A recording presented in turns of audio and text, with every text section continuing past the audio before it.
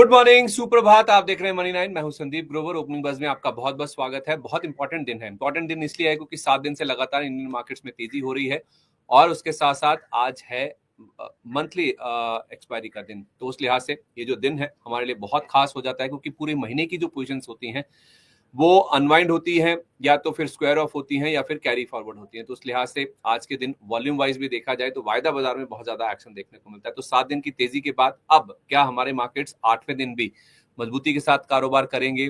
FIS की खरीदारी के नंबर्स किस तरह के आ रहे हैं और क्या हम रिकॉर्ड हाइज की तरफ बढ़ रहे हैं? ये कुछ बड़े सवाल हैं जिसके जवाब हर कोई जानना चाहता है। चलिए इसी का जवाब आपको देने की कोशिश करेंगे।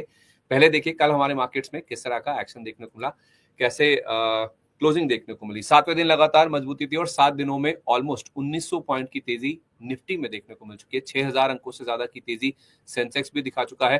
कल इंट्राडे में हमने 24350 का जो लेवल है वो भी पार किया था। वहां से करीब 77 अंक नीचे गिरकर हम बंद हुए, फिसल कर बंद हुए, लेकिन फिर भी 4 महीने की ऊंचाई पर हमने देखा है कि जो निफ्टी में क्लोजिंग है वो बनती हुई दिखी है। दिसंबर 2024 के बाद पहली बार निफ्टी ने इंट्राडे में 24,300 का लेवल पार किया और सेंसेक्स ने 80,000 का जो लेवल है उसको पार कर लिया था।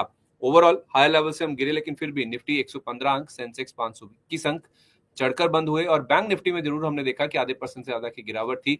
2 दिन से लगातार रिकॉर्ड हाइस बन रहे थे। कल भी हमने नया रिकॉर्ड हाई लगाया 56,098 का, लेकिन वहां से क्योंकि कुछ दिग्गज बैंकों में एचडीएफसी, कोटक बैंक में हाई लेवल से काफी मुनाफा वसूली हुई, तो उस वजह से बैंक निफ्टी 350 अंकों के आसपास ही गिरावट के साथ बंद हुआ। लेकिन निफ्टी के कल 38 शेयर ऐसे हैं जो कि हरे निशान में बंद हुए।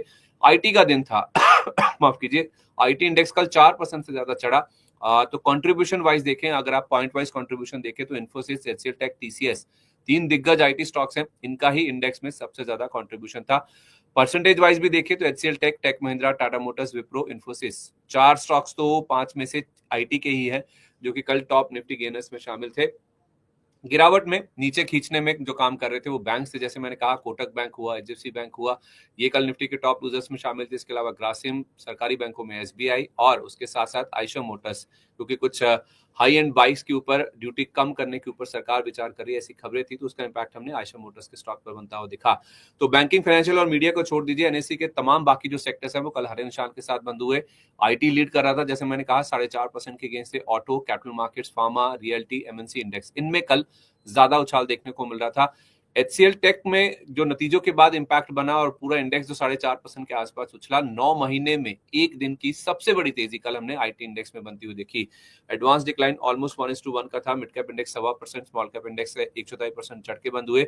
लेकिन हेवल्स के नंबर्स ताबड़तोड़ थे, बहुत शानदार नंबर्स थे, लेकिन कमेंट्री कमजोर रहेगी। कुछ डिमांड को लेकर, इन्फ्लेशन प्रेशर्स को लेकर जो मैनेजमेंट की कमेंट्री थी उससे स्टॉक करीब 3% गिरकर बंद हुआ। वारी एनर्जीज के नंबर भी बेहद दमदार थे, 15%, ये भी उछल के बंद हुआ। लेकिन जेएनके बैंक, जो दुखद हमला हुआ, आतंकी हमला हुआ पहलगाम में, उसका इंपैक्ट हमने जेएनके बैंक के स्टॉक में 10% की गिरावट के रूप में कल के सेशन में बनता हुआ दिखा। लेकिन हमारे लिए इंपॉर्टेंट ये भी समझना है कि आज ग्लोबल मार्केट से किस तरह के संकेत हैं, कैसे डेवलपमेंट्स हैं, क्या ग्लोबल मार्केट्स आज भी हमें सपोर्ट कर रहे हैं, क्योंकि 7 दिन की बड़ी तेजी लेकर हम बैठे हैं। तो ग्लोबल फ्रंट से किस तरह का न्यूज फ्लो है, ट्रेड वॉर को लेकर क्या अपडेट्स आ रहे हैं। मेरे सहयोगी नरेंद्र मेरे साथ जुड़ चुके हैं। नरेंद्र, बहुत बहुत स्वागत है आपका। क्या डेवलपमेंट्स हो रहे हैं ग्लोबल मार्केट्स में 7 दिन की तेजी इंडियन मार्केट्स के बाद? क्या हम मान के चलें कि ग्लोबल मार्केट से आज भी हमारे लिए सपोर्ट है? नरेंद्र, अगर आप अपना माइक ऑन कर पाए प्लीज। शुक्रिया संदीप। ग्लोबल मार्केट्स में आज मिले जुले रुख देखने को मिल रहे हैं। इसका असर एशियाई बाजारों पर भी देखने को मिल रहा है। एशियाई बाजार भी आज मिले जुले ही कारोबार कर रहे हैं। निक्के तकरीबन 1% ऊपर है। वही यूएस और चीन के बीच जो ट्रेड की टेंशन थी वो कुछ कम होने की उम्मीद जगी है, जिसके बाद अमेरिकी बाजार कल 1 से 2.5% तक उछल कर बंद हुआ है। डाउ जोन्स कल तकरीबन 420 अंक उछला है। जो 2 दिन की अगर बात की जाए तो 2 दिन में डाउ जोन्स में तकरीबन 1450 अंकों की तेजी देखने को मिली है। वही वॉल स्ट्रीट जर्नल का कहना है कि अमेरिका चीन पर टैरिफ घटाकर 50 से 55% तक कर सकता है, जिसके बाद अमेरिकी बाजारों में खरीदारी का रुख देखने को मिला। आपको बता दें कि कल ही अमेरिकी राष्ट्रपति ने कहा था कि उनका जेरोम पावेल को हटाने का कोई इरादा नहीं है। अगर यूएस की 10 साल की बॉन्ड यील्ड की बात करें तो ये बिना किसी बदलाव के 4.35% पर कारोबार कर रही है। वहीं शुरुआती मजबूती के बाद डॉलर इंडेक्स में भी स्टेबिलिटी देखने को मिल रही है और ये 0.25% चढ़कर 100 के करीब पहुंच गया है। अगर कल यूरोपीय बाजारों की बात करें तो यूरोपीय बाजार कल तकरीबन 1 से 3.25% तक चढ़कर बंद हुए हैं। डेक्स में सबसे ज़्यादा तेजी देखने को मिली है। वहीं ओपेक के जून में सप्लाई बढ़ाने के विचार के बाद से ब्रेंट क्रूड पर दबाव देखने को मिला और ये तकरीबन 2% लुढ़क गया। फिलहाल ब्रेंट क्रूड का भाव 66.1 डॉलर प्रति बैरल पर पहुंच गया है। वहीं अमेरिका और चीन के बीच जो ट्रेड वॉर की जो अटकलें लगाई जा रही थी, उन पर अब जमी जो बर्फ की परत है वो पिघलती हुई नजर आ रही है, जिसके बाद सोने में भी कल मुनाफा वसूली देखने को मिली और सोना अपने $3500 प्रति औंस के ऑल टाइम हाई से करीब 3% गिर चुका है और $3300 प्रति औंस के नीचे पहुंच गया है। वहीं सोने के में गिरावट का असर चांदी पर देखने को नहीं मिला और चांदी 3% उछलकर $33.5 प्रति औंस के आसपास बनी हुई है। जी संदीप। ओके, तो ट्रेड टेंशंस ईज ऑफ होने के संकेत साफ तौर पे मिल रहे हैं। उसका इम्पैक्ट कल हमने यूएस के मार्केट्स में देखा, कुछ हद तक एशियन मार्केट्स में भी उसका रिफ्लेक्शन है। निक्केई जापान का जो मार्केट है वहाँ पे 1% के आसपास की तेजी है, लेकिन हमारा जो गिफ्ट निफ्टी है वो इंडिकेट कर रहा है कि शायद एक नेगेटिव स्टार्ट हल्की गिरावट के साथ आज इंडियन मार्केट्स में शुरुआत हो सकती है। तो वैसे भी एक्सपायरी का दिन है तो एक उठापटक तो रहती है। रिजल्ट सीजन वैसे ही चल रहा है। आज भी कुछ दिग्गज कंपनियों के नतीजे आने हैं, जिसमें एक्सिस बैंक शामिल है। टेक महिंद्रा के नंबर्स भी आज के सेशन में ही आते हुए दिखेंगे। और भी कुछ कंपनियां हैं, 4-5 बड़ी कंपनियां जिनके नंबर्स आएंगे, जिसमें एचयूएल का नाम भी शामिल है और उसके साथ साथ persistent systems, SBI cards, emphasis, LTTS, Nelco और साइंट, इसके भी नंबर्स आज के सेशन में आएंगे और इसमें आप एसबीआई लाइफ को भी शामिल कर सकते हैं। तो काफी एक्शन पैक दिन आज रहने वाला है।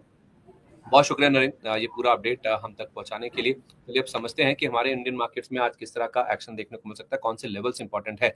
पहले आपको ये बता देते हैं कि एफआईएस का रुझान किस तरह का है। ग्लोबल मार्केट से संकेत तो ठीक ठाक नजर आ रहे हैं। कल 5वां दिन है लगातार जब एफआईएस की ओर से इंडियन मार्केट्स में खरीदारी हुई है। कैश सेगमेंट में आप देखिए 3,333 करोड़ रुपए की खरीदारी का नंबर है और डीआईएस की बात करें तो 1234 ये बिकवाली का नंबर है। 1234 करोड़ रुपए की बिकवाली कल उन्होंने करी है और 5 दिन में अगर आप देखेंगे तो एफआईएस की जो खरीद का नंबर है वो 21,263 करोड़ रुपए पर पहुंच गया। तो जो 5 दिन में 21,000 करोड़ रुपए से ज्यादा की खरीदारी हुई है, उसके बाद अप्रैल महीने का अब तक का जो नंबर है एफआईएस का, वो घटकर बिकवाली का नंबर जो है वो घटकर 13,500 करोड़ के नीचे आता हुआ दिखा है। एफआईएस की जो एफएनओ में पोजीशंस है उसकी बात करें तो कल इंडेक्स ऑप्शंस में 12,000 करोड़ रुपए की जो बिकवाली है वो देखने को मिली। इंडेक्स फ्यूचर्स लॉन्ग किए गए हैं, 1,326 करोड़ रुपए की खरीदारी। स्टॉक फ्यूचर्स भी खरीदे गए हैं। स्टॉक ऑप्शंस में बिकवाली की गई है 1,286 करोड़ रुपए की। तो ये जो नेट 7,655 करोड़ रुपए की बिकवाली का नंबर है वायदा बाजार में एफआईएस की ओर से, इसको समझेंगे। ये जो आज की एक्सपायरी है उससे पहले ये नंबर्स क्या बता रहे हैं। हमारे साथ वीएलएम वाला जुड़ेंगी, स्टॉक मार्केट टुडे की को-फाउंडर है। लेकिन उससे पहले आपको बता दूं कि रुपया कल 23 पैसे की कमजोरी के साथ बंद हुआ है। परसों भी हमने देखा था कमजोरी थी, कल फिर से 23 पैसे की कमजोरी के साथ 85 रुपए 42 पैसे का जो दाम है वहां पर क्लोजिंग देखने को मिली है। कल एमपीसी बैठक के मिनट्स भी आए हैं। आरबीआई की जो 7 से 9 अप्रैल को मीटिंग हुई थी एमपीसी की, उसमें जो अपडेट्स निकल के सामने आए हैं वो इस तरह से है कि सीपीआई महंगाई आरबीआई का जो लक्ष्य है उसके करीब ही है। 2 फैक्टर्स हैं जो कि इसको इम्पैक्ट कर रहे हैं, एक तो फूड और दूसरा फ्यूल। ये दोनों कीमतों में कमी जो है उसकी संभावना है, जिस वजह से महंगाई के मोर्चे पर राहत मिल रही है। घरेलू मांग वैसी स्थिर है। केवल दिक्कत की बात है ग्लोबल रिस्क, उसमें इजाफा जरूर देखने को मिला है। एक ट्रेड और दूसरा पॉलिसी जो को लेकर जो अनसर्टेनिटीज है, उसी के चलते जो ग्लोबल स्थिति है उसमें क्लैरिटी नहीं है, उसमें स्पष्टता नहीं है। ऐसा एमपीसी के बैठक में के जो मिनट्स हैं उसमें निकल के सामने आया है। कल एक इनकम टैक्स के जो रूल्स हैं उसमें भी बदलाव किया गया है। 1% TCS tax collection at source, 1% TCS लगाने की जो बात है वो लग्जरी आइटम्स पर की गई है। 10 लाख से ज्यादा वाली जो लग्जरी आइटम्स है उनके ऊपर ये टैक्स लगेगा। चाहे वो लग्जरी शूज हो, वॉचेस हो, पेंटिंग्स हो, ऐसे प्रोडक्ट्स, इनके ऊपर 1% टीसीएस जो है वो अब सरकार की ओर से चार्ज किया जाएगा। तो घरेलू संकेतों में भी कुछ ऐसा खास या फिर गिरावट के संकेत नहीं है, केवल रुपया दिक्कत की बात है।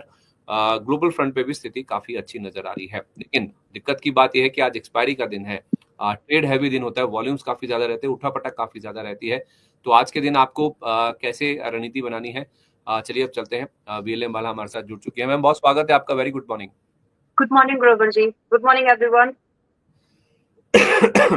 संकेत तो अच्छे नजर आ रहे हैं। ग्लोबल फ्रंट पर 7 दिन से लगातार तेजी हो रही है, एक तरफा तेजी हुई है ये, तो क्या ये दिक्कत की बात है? और आज एक्सपायरी से पहले ये जो एफआईएस के आंकड़े में दिखा रहा था, इनको लेकर आपका क्या व्यू है? क्या एफआईएस शॉर्ट कवरिंग कर रहे हैं? ऐसे इंडिकेशंस देखने को मिल रहे हैं। अगर आप एफआईएस के चाहे इंडेक्स ऑप्शंस की बात करें या स्टॉक ऑप्शंस की बात करें, दोनों में बिकवाली का जो नंबर है, वायदा बाजार के आंकड़े अगर हम आपके सामने ला पाए, ये नंबर्स क्या इंडिकेट कर रहे हैं मैम? देखिए, ये नंबर्स मार्केट में एक पॉजिटिव बायस को इंडिकेट कर रहे हैं। स्टॉक स्पेसिफिक एक्शन देखने के लिए मिल रहा है। जो स्टॉक्स में जो बिल्डअप्स दिख रहे हैं फ्यूचर्स में, वो इंडिकेट कर रहे हैं कि मार्केट में जो एक व्यू बन रहा है, जो स्टॉक्स वैल्यू बाइंग पोजीशन पर हैं इस समय, उनमें ये लॉन्ग बिल्डअप ज्यादा दिखाई दे रहे हैं। And this is the good time. अभी भी स्टॉक वाइज अगर बात करें तो बहुत लेट नहीं हुआ है। अगर कोई इस 10 से 15% के मूव को मिस कर चुके हैं, it is good to start. अगर आप इंडेक्स को ट्रैक कर रहे हैं to gauge the market trend, still it's not late. There are some stocks जो कि अच्छे खासे मूव किए हैं, जहां पर इंडेक्स ने 12% की रिकवरी ऑलमोस्ट की है, स्टॉक्स ने 20-30% का रिकवरी फ्रॉम देयर बॉटम किया है, लेकिन स्टिल उन स्टॉक्स में पोटेंशियल भी है। सो पॉजिटिव व्यू के साथ में हम लोग यहाँ पर कंटिन्यूएशन रख सकते हैं मार्केट में। क्या लेवल्स इंपॉर्टेंट है निफ्टी और निफ्टी बैंक में? हाल फिलहाल जो हमने 7 दिन की तेजी देखी उसके बाद देखिए, आज के हिसाब से अगर हम बात करेंगे तो निफ्टी में पहला ट्रेड जो दिन का बन सकता है वो बाय ऑन डिप का बन सकता है। एंड उसके हिसाब से, उसके लिहाज से जो इम्पोर्टेंट सपोर्ट मेरे लिए है 24,100, 24,020, एंड जो strong support of the day बन सकता है वो है 23,930। अनलाइकली 23,930 के नीचे प्राइस जाएगा। मंथली एक्सपायरी है, इसलिए रोल ओवर पोजिशंस में पहले ही देखने के लिए काफी मिले हैं। मतलब इट वाजंट लाइक दैट कि लास्ट डे के लिए वेट किया गया है। वो जो पोजीशन शफलिंग दिख रही है वो इंडिकेट कर रही है कि प्राइस नीचे के लेवल पर एक सपोर्ट बना रहा है। तो 24,150, 24,020 एंड 23,930 ये सपोर्ट होंगे आज के लिए लेयर वाइज। रेजिस्टेंस जो इंट्राडे के लिए हम देख सकते हैं वो होगा 24,500 एंड 24,670 का। ये दो रेजिस्टेंस हम इंट्राडे में आज देख सकते हैं। 24,500, 24,670। यस।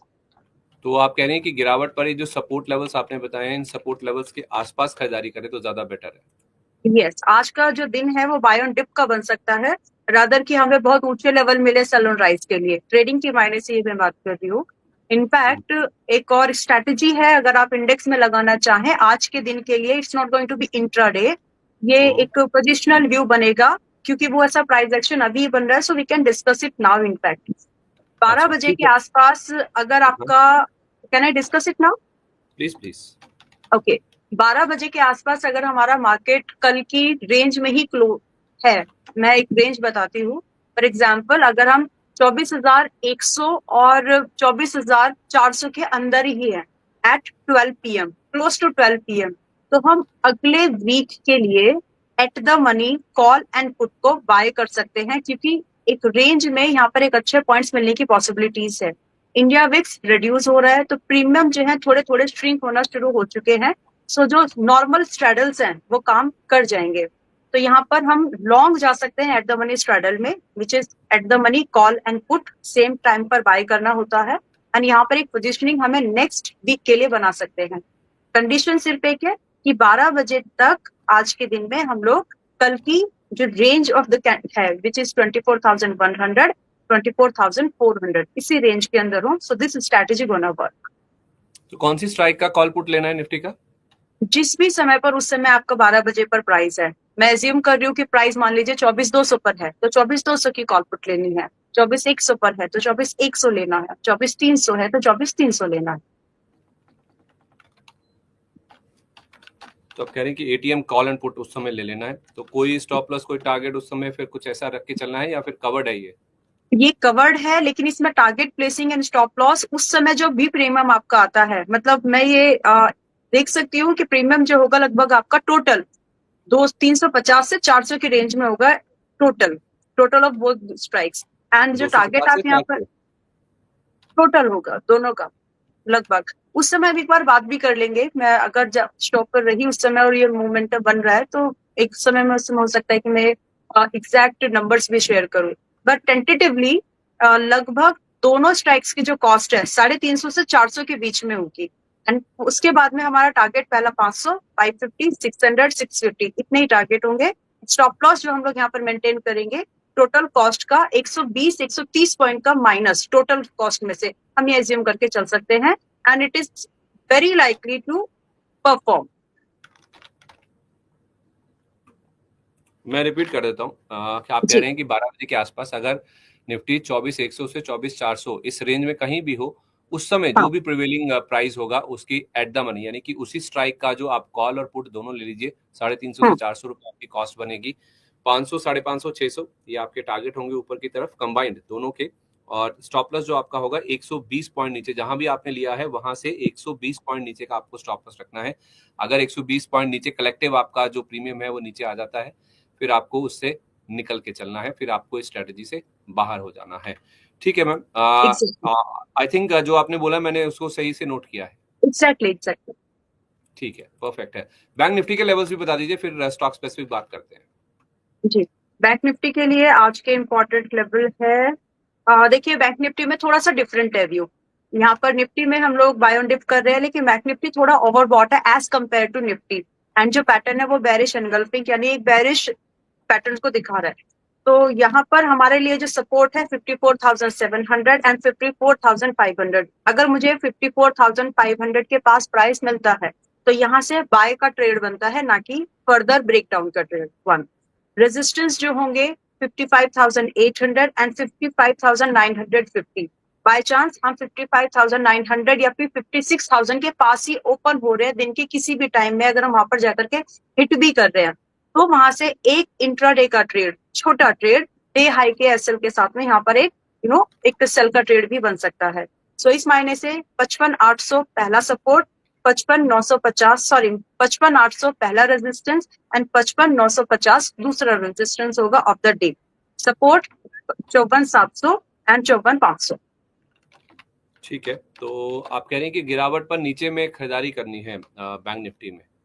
जी, क्योंकि जो ओवरऑल मार्केट का व्यू है ओवरबॉट है, इसीलिए आप ऊपर के लेवल्स पे सेल ऑन राइज देख सकते हैं ट्रेडिंग के लिहाज से। बट अगर आप इसको as a broader market index chase कर रहे हैं कि व्यू क्या बना है स्टॉक्स में या फिर, तो उस कंडीशन में जो व्यू है वो लॉन्ग है, यानी सपोर्ट पर अगर आपको स्विंग करना है ट्रेडिंग फॉर दैट मैटर, तो आप सपोर्ट्स का वेट करें रादर सेल ऑन राइज का, अगर इंट्राडे व्यू नहीं है तो। ठीक है, परफेक्ट है। तो मैम ये इंडेक्स की बात होगी, स्टॉक्स बहुत सारे हैं को कि रिजल्ट्स भी आ रहे हैं, अगर आप जल्दी जल्दी अपनी राय पे दे पाएं। टाटा कंज्यूमर पहला नाम है जिनके रिजल्ट्स आए हैं, नंबर्स इनके 17% रेवेन्यू बढ़ा, अबिडा जरूर इनका गिरा है 1.5%, लेकिन अनुमान से बेटर है। मार्जिन भी 40 बेसिस पॉइंट ऊपर है, घटकर आए हैं लेकिन अनुमान से बेटर आए हैं। मुनाफा 60% इनका ग्रो करता हुआ दिखा है, 305 करोड़ रहने का अनुमान था, 345 करोड़ आया। तो नंबर्स इनके ठीक ठाक है। इसके चार्ट क्या बता रहे हैं, टाटा कंज्यूमर में क्या करना चाहिए आज? जस्ट एक मिनट दे दीजिए प्लीज। टाटा कंज्यूमर ऑलरेडी, अच्छा डिस्क्लेमर है, ऑलरेडी टाटा कंज्यूमर में हम लोगों ने रिसेंट पिछले हफ्ते में लॉन्ग पोजीशंस इनिशिएट किए थे, तो it's done for us. But अभी एक बार हम उसको रिवाइज देख लेते हैं कि क्या है यहाँ पर।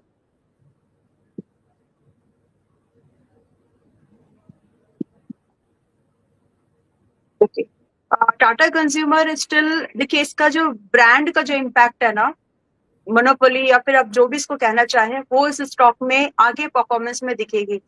तो मेरे हिसाब से stock is bullish, bottom buying opportunity अभी भी है। इट्स नॉट लाइक कि आप यहाँ पर देखिए, अभी पिछले इसने इंडेक्स के जैसा बिहेव किया है, exactly as Nifty, almost 11-12% upsurge किया है फ्रॉम इट्स बॉटम, मतलब जो इसने अभी लो बनाया है। तो मेरे हिसाब से there is still a potential, dip में मिले 3,300 के आसपास भी मिलता है या 3,450 के आसपास भी मिलता है, तो भी आप इसमें अभी भी लॉन्ग पोजीशंस को इनिशिएट कर सकते हैं। स्ट्रेटेजिकल व्यू अगर आपको दो तरीके से मैं इसको यहाँ पर डिस्कस कर रही हूँ। अगर सिर्फ टाटा कंज्यूमर की बात कर रहा हूँ, 1150 वाला। ओके, मैंने टीसीएस देखा, सॉरी 3,000 के लेवल से समझ गया, मतलब ये टाटा कंज्यूमर तो 3,000 का। हाँ yes, I pardon, I beg your pardon. Okay, देखिए टाटा कंज्यूमर अभी 1150 पर है, करेक्ट, एंड यहाँ पर जो व्यू बनता है वो बाय ऑन डिप का बनता है। मेरे हिसाब से यहाँ पर थोड़ी बहुत आपको एक प्रॉफिट बुकिंग देखने के लिए मिल सकती है, थोड़ी बहुत, ज्यादा नहीं, मतलब instead of waiting for sell on rise, wait for a buy on dip, accumulation mindset रखें इसमें। एंड स्टॉक आपको अगर 1,080 या फिर 1,010 इसके 1110, 1080 और 1110 के आसपास मिल सकता है आने वाले कुछ दिनों में, तो वहां पर बाइंग कर सकते हैं, फ्रेश बाइंग। फिलहाल के लेवल पर बाइंग थोड़ा महंगा है, रिस्क ज्यादा हो जाएगा। एंड 1080 और 1110 की रेंज में अगर मिल रहा है तो उसके बाद में जो टारगेट्स हमारे बनते हैं वो पहला 1200 का टारगेट मिलता है, जो कि कंपेरेटिवली बड़ा टारगेट है, एंड दूसरा टारगेट हमें मिलता है लगभग 1230 का। ये दो टारगेट तो हम लोग यहाँ पर देख सकते हैं, बशर्ते बाइंग अच्छी करने की कोशिश करें। एंड इसके लिए जो स्टॉप लॉस हम लोग यहाँ पर देखेंगे, हमारा स्टॉप लॉस बनता है यहाँ पर पुराने रेजिस्टेंस के नीचे, विच इज 1050। ठीक है। एक ना बजाज हाउसिंग फाइनेंस के चार्ट्स भी देख लीजिए, मैं जब तक नंबर पढ़ता हूँ आप चार्ट देख लीजिए। बजाज हाउसिंग फाइनेंस के बस में प्रॉफिट आप देखेंगे 54% बढ़कर आया, 587 करोड़ का नंबर है, और रेवेन्यूज भी 26% बढ़े हैं। 2,500 करोड़ रुपए के आसपास के जो रेवेन्यूज है वो उन्होंने इस बार रिपोर्ट किया, तो नंबर्स ठीक ठाक है। इसके चार्ट्स क्या कह रहे हैं? बढ़िया लग रहा है चार्ट, 131.88 के भाव पर है अभी, and go for it from my side. मतलब मेरे हिसाब से तो स्टॉक में अभी भी बहुत ज्यादा मूवमेंट पेंडिंग है होने के लिए। रिसेंटली लिस्टिंग कंपनी है, स्ट्रॉन्ग चार्ट पर है, नंबर्स ठीक ठाक है। अगर मिस किया है पहले किसी ने भी तो अभी भी मिस करने की अब जगह नहीं है, अभी भी यहाँ पर आप इसको बाय कर सकते हैं, आईपीओ अगर किसी को मिस हुआ है तो पहले। ठीक है, ओके। एलटीआई माइंड्री, इसको भी देख लीजिए, इसके भी कल बाजार बंद होने के बाद नंबर्स आए हैं। आईटी कल स्टार परफॉर्मर था, कल के सेशन में 4.5% के आसपास इंडेक्स उछला था। इनके रेवेन्यूज 1% बढ़कर आए हैं, 9,771 करोड़ का रेवेन्यू है, हालांकि अनुमान 9,900 करोड़ के आसपास का था।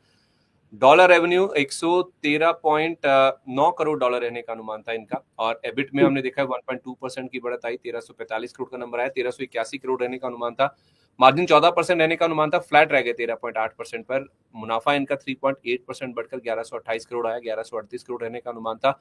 तो मोर और लेस इनलाइन या फिर थोड़ा अनुमान से नीचे नंबर्स आप कह सकते हैं कि एलटीआई माइंड्री के कुछ पैरामीटर्स पर देखने को मिले हैं। कल के अपमूव के बाद अब एलटीआई माइंड्री कैसा दिख रहा है चार्ट पर, या फिर कोई और आईटी स्टॉक जो आप रेकमेंड करना चाहेंगी? आईटी स्टॉक में शेयर करूंगी, एक अच्छा लग रहा है, बट फिलहाल ये स्टॉक भी ठीक है। अगर आपको ये जो स्मॉल कैप कैटेगरी और मिड कैप कैटेगरी के आईटी सेगमेंट में जाना है, so this is okay. Large cap segment का एक कंपनी है, आईटी सॉफ्टवेयर में है, डिपेंडेंसी डेफिनेटली यूएस मार्केट पर इसकी ज्यादा है, बट अगर इन नंबर्स के चलते, आई वुड से अगर इन नंबर्स के चलते यहाँ पर कोई भी गैप डाउन ओपनिंग हो रही है तो वो आपके लिए एक एक्स्ट्रा कुशन देगा आपकी एंट्री को। Go for it. मेरे हिसाब से यहाँ पर आपको एक गैप डाउन अगर होता है तो उस कंडीशन में भी आपको 4,300 एंड 4,200 ये बहुत ही बढ़िया रेंज है एवरेज करने के लिए या फिर फ्रेश एंट्री बनाने के लिए। वेट कर सकते हैं। अगर गैप डाउन आज के दिन में मार्केट क्लोज नहीं हुई है, फॉर एग्जांपल, ना तो हम गैप डाउन हुए इस केस में और ना ही हमने क्लोजिंग भी वीक की है, तो फिर वीकनेस का वेट ना करें इस स्टॉक में। मेरे हिसाब से अगर ये स्टॉक आपको 4500 के भाव के ऊपर सस्टेन्ड दिख रहा है, स्ट्रॉन्ग दिख रहा है, इसमें हम बाइंग इनिशिएट कर सकते हैं, जिसमें कि जो हमारा स्टॉप लॉस बनता है वो लगभग 4,000 का बनता है, which is almost 10% dip, almost 10 to 12% dip from the high, but target भी इसमें वैसे ही मिलने की हाई पॉसिबिलिटीज है। हमारा यहाँ पर पहला ही टारगेट जो बनता है वो 4,750 का बनता है, एंड इसके बाद में जो दूसरा टारगेट है वो काफी दूर है, एंड विद ट्रेलिंग उसको चेज किया जा सकता है, विच इज 5,200। सो ये थोड़ा सा high risk and high reward type की पोजिशनिंग है इस स्टॉक में, तो रिस्क को पोजिशन साइजिंग को मैनेज करते हुए आई थिंक इसमें एक लॉन्ग व्यू बनाया जा सकता है। अगर डिप मिलता है, in case no breakout bullish हो रहा है, तो भी यहाँ पर ऊपर के लेवल पर बाय की जा सकती है। मतलब 4500 के ऊपर आ गए तो फिर आप इसमें, वैसे तो टिक ही रहा है, 4500 के ऊपर ही बंद हुआ है कल भी, तो अगर टिका रहता है तो आप इसमें खरीदारी करें। 4,000 का स्टॉप लॉस रखें, 4,750, 5,200 तक के लेवल्स दिख सकते हैं। दालमिया भारत, इसके आप चार्ट देख लीजिए, मैं नंबर पढ़ देता हूं तब तक। नंबर इनके आप देखेंगे तो केवल रेवेन्यू जो है वो 5% गिरा है, गिरने का अनुमान था, लेकिन जितना अनुमान था उससे ज्यादा गिर कर आया, 4100 करोड़ के आसपास। लेकिन कामकाजी मुनाफा 21% बढ़ गया, almost in line with expectation है। 19.2% के मार्जिन रहने थे, 19.4% पर आए, 4% से ज्यादा की बढ़त है।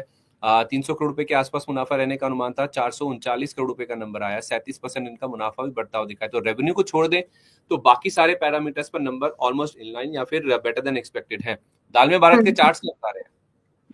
डिस्क्लोजर, इसमें मैं लॉन्ग हूँ, मैं खुद के पोर्टफोलियो में इस स्टॉक को होल्ड करती हूँ, एंड मेरा व्यू इस स्टॉक को लेकर के अभी भी बुलिश है। मेरा यहाँ पर कोई भी प्रॉफिट बुकिंग जैसा फिलहाल व्यू नहीं है। सो व्यू मैं यहाँ पर शेयर कर सकती हूँ and my targets, I don't know मैं टारगेट्स यहाँ पर दे सकती हूँ कि नहीं, but in very near future 2000 का भाव, 2100 का भाव यहाँ पर मैं देखती हूँ। ठीक है। रैलिस इंडिया, इसके भी चार्ट्स देख लीजिए। इनका रेवेन्यू जो है वो 17% के आसपास गिर कर आया है और घाटा भी आप देखेंगे तो बढ़कर आया है। 32 करोड़ का नंबर आया 21 करोड़ रुपए के मुकाबले। तो रैलिस इंडिया के चार्ट्स क्या बता रहे हैं? देखिए रैलिस इंडिया में 265, 260, 262 ये लेवल आ सकते हैं। इसके बाद थोड़ा बहुत यहाँ पर एक प्रॉफिट बुकिंग जोन बनेगा। तो मुझे लगता है कि बहुत जल्दी ना करें। अगर आप या तो ट्रेडिंग कर लीजिए, अगर आप 270, 262 मतलब एक रेंज में देना चाहते हो जो इसका नेक्स्ट टारगेट होगा, पॉसिबली 270 के आसपास, 1 रुपए कम ज्यादा इस तरह से 270 के आसपास यहाँ पर एक टारगेट है जो कि हिट होना है। इसके बाद इस स्टॉक में थोड़ी सी वीकनेस या फिर पुल बैक मूवमेंट आएगा एंड वहां पर बाइंग करना चाहिए। मेरे हिसाब से वो पुल बैक आपको वापस से 250 से लेकर के 255 की रेंज में एंट्री दे सकता है, जहां पर अगर आप चाहें करंट लेवल पर बाय करना, जो कि अब वही रेंज है, अगर आप करंट लेवल पर बाय करना चाहते हैं तो टारगेट आपको 265, 270 का रख सकते हैं। स्टॉप लॉस जो यहाँ पर मेंटेन करना है अभी हमें, स्टॉप लॉस जाएगा लगभग 230 का। तो रिस्क रिवॉर्ड के हिसाब से करंट एंट्री जो है वायबल नहीं होगी, लेकिन अगर आप थोड़ा पुल बैक के बाद एंट्री लेंगे तो आपको शायद थोड़े से बड़े टारगेट मिल जाएंगे। सुटेबल हो तो ही इसको देखिए फिलहाल के लिए, अदरवाइज एक फिलहाल के लिए इग्नोर कर सकते हैं। तो ठीक है, मैंने जी ओके। मैम सिंजीन पे भी आपकी राय दीजिए। इनके रेवेन्यूज जो है वो 11% बढ़कर आए हैं, EBITDA भी 9.5% बढ़ा, मार्जिन में भी हमने देखा है कि ऑलमोस्ट फ्लैट रहे हैं नंबर, लेकिन अनुमान से बेटर है। 33% रहने का अनुमान था, 33.8% आया। मुनाफा इनका 3% घटा है, लेकिन ये भी अनुमान से बेटर है। तो जितना घटना था उससे कम घटता हुआ दिखा है इनका जो मुनाफे का नंबर है। EBITDA इनलाइन है, मार्जिन जो है वो थोड़ा ऊपर ही आए हैं। तो मिक्स्ड बैग से नंबर है। सिंजीन के चार्ट्स क्या बता रहे हैं? सिंजीन अभी अपने टारगेट को चेस करने के लिए येट टू हिट टारगेट है। मतलब इसमें अभी वो जो लेवल रेजिस्टेंस बनना चाहिए वो आया नहीं है। 749 के पास में अभी ट्रेड कर रहा है एंड 770, 770 आना बाकी है। तो अगर है स्टॉक में होल्ड कर सकते हैं फॉर दिस टारगेट एंड इसके बाद में ट्रेलिंग करिए। ट्रेलिंग होगी आपकी लगभग 740 के भाव पर। 740 के भाव के साथ में और बड़े टारगेट्स यहाँ पर मिल सकते हैं जो कि स्टॉक को 850 तक लेके जा सकता है। This is a swing view, short term से स्विंग व्यू है ये। अच्छा, ठीक है। कैनफिन होम्स, इसके मुनाफे में अपने 12% की बढ़त देखिए। कल बाजार बंद होने के बाद नंबर्स आए हैं, 234 करोड़ का नंबर रिपोर्ट किया है। NII यानी कि शुद्ध ब्याज आए, यहाँ पे भी 6.25% की ग्रोथ है। तो नंबर्स बहुत तोड़फोड़ या फिर बहुत ज्यादा कमजोर नहीं है, flat to positive kind of numbers है कैनफिन होम्स के। इसके चार्ट में इंडिकेशंस किस तरह के, चार्ट किस तरह का दिख रहा है? चार्ट में थोड़ा बहुत प्रॉफिट बुकिंग आएगी और वो एक फ्रेश एंट्री बन सकती है। फिलहाल वेट करना बेटर होगा। ओवरबॉट है, 744 पे चल रहा है अभी। मेरे हिसाब से 700, 690 फिर से आए तभी बाय ले। अच्छी बाइंग से आपको इसमें मोमेंटम जो अगला बनेगा उसका बेनिफिट मिलेगा। फिलहाल महंगा है। ठीक है, 700 से 690 की रेंज में मिले नीचे करेक्शन पर तो खरीदें। तो ठीक है, ओके। थायरोकेयर का भी चार्ट आप देख लीजिए। इनके नंबर्स बहुत ही सॉलिड आए हैं इस बार। 21% रेवेन्यू बढ़ गया। EBITDA में तो 70% का जंप है, कामकाजी मुनाफा 70% ग्रो किया है और मार्जिन 22% वाले ये ऑलमोस्ट 31% पर पहुंच गए। 9% के आसपास का जंप है। मुनाफे में भी 22% की ग्रोथ देखने को मिली है। 21 रुपए का डिविडेंड की भी इन्होंने घोषणा की है। तो थायरोकेयर के नंबर्स तो काफी अच्छे हैं। चार्ट में उतनी मजबूती है? नंबर तो ठीक है, लेकिन जब फार्मा कंपनीज के नंबर बढ़ते हैं so I don't feel good with that. क्योंकि अगर कोई भी फार्मास्यूटिकल सेक्टर की मेडिसिन वाली कंपनी बढ़े मतलब भारत बीमार हो रहा है। So this is something should, I want कि फार्मा कंपनीज के रेवेन्यू ना बढ़े। मैं ये पर्सनली चाहती हूँ for goodness of the India और for goodness for human kind, mankind. Okay. लेकिन अभी मेरे हिसाब से यहाँ पर जो बात लग रही है फिलहाल के लिए, थोड़ा सा यहाँ पर वेट करना बेटर होगा। बाय ऑन डिप का व्यू यहाँ पर रखें।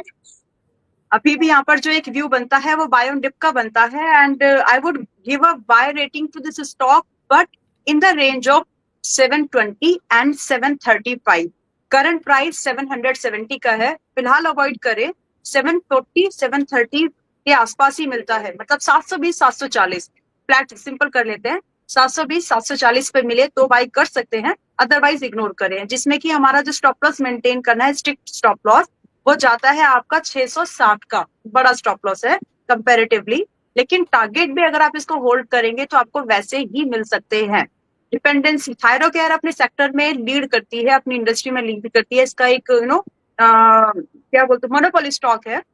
एंड यहाँ पर एक बड़ा मूवमेंट, अगर इस सेक्टर में, इस इंडस्ट्री में, इस पर्टिकुलर निश में अगर एडवांटेज किसी को भी मिलेगा तो इसको सबसे पहले मिलेगा। एंड फॉर दैट मैटर, यहाँ पर जो फॉर दैट कंसर्न जो यहाँ पर हमें टारगेट मिल सकते हैं 880 पहला टारगेट मैं यहाँ पे देखती हूँ, जो कि मिलने की पॉसिबिलिटीज हाई है डिप में अगर आप बाय करें तो। एंड दूसरा टारगेट 950 के आसपास। तो अब इनकी बिक्री बढ़ेगी, मतलब अगर शेयर इतना बढ़ेगा तो इंडिया बीमार पड़ेगा, मतलब आप कह रही हैं। वो मतलब देखिए, फार्मा सेक्टर, सीमेंट कंपनी बढ़ रही है तो अच्छा लगता है, रेलवे स्टॉक्स बढ़ रहे हैं अच्छा लगता है, एनर्जी बढ़िया लगता है, लेकिन अगर फार्मा कंपनी बढ़ रही है तो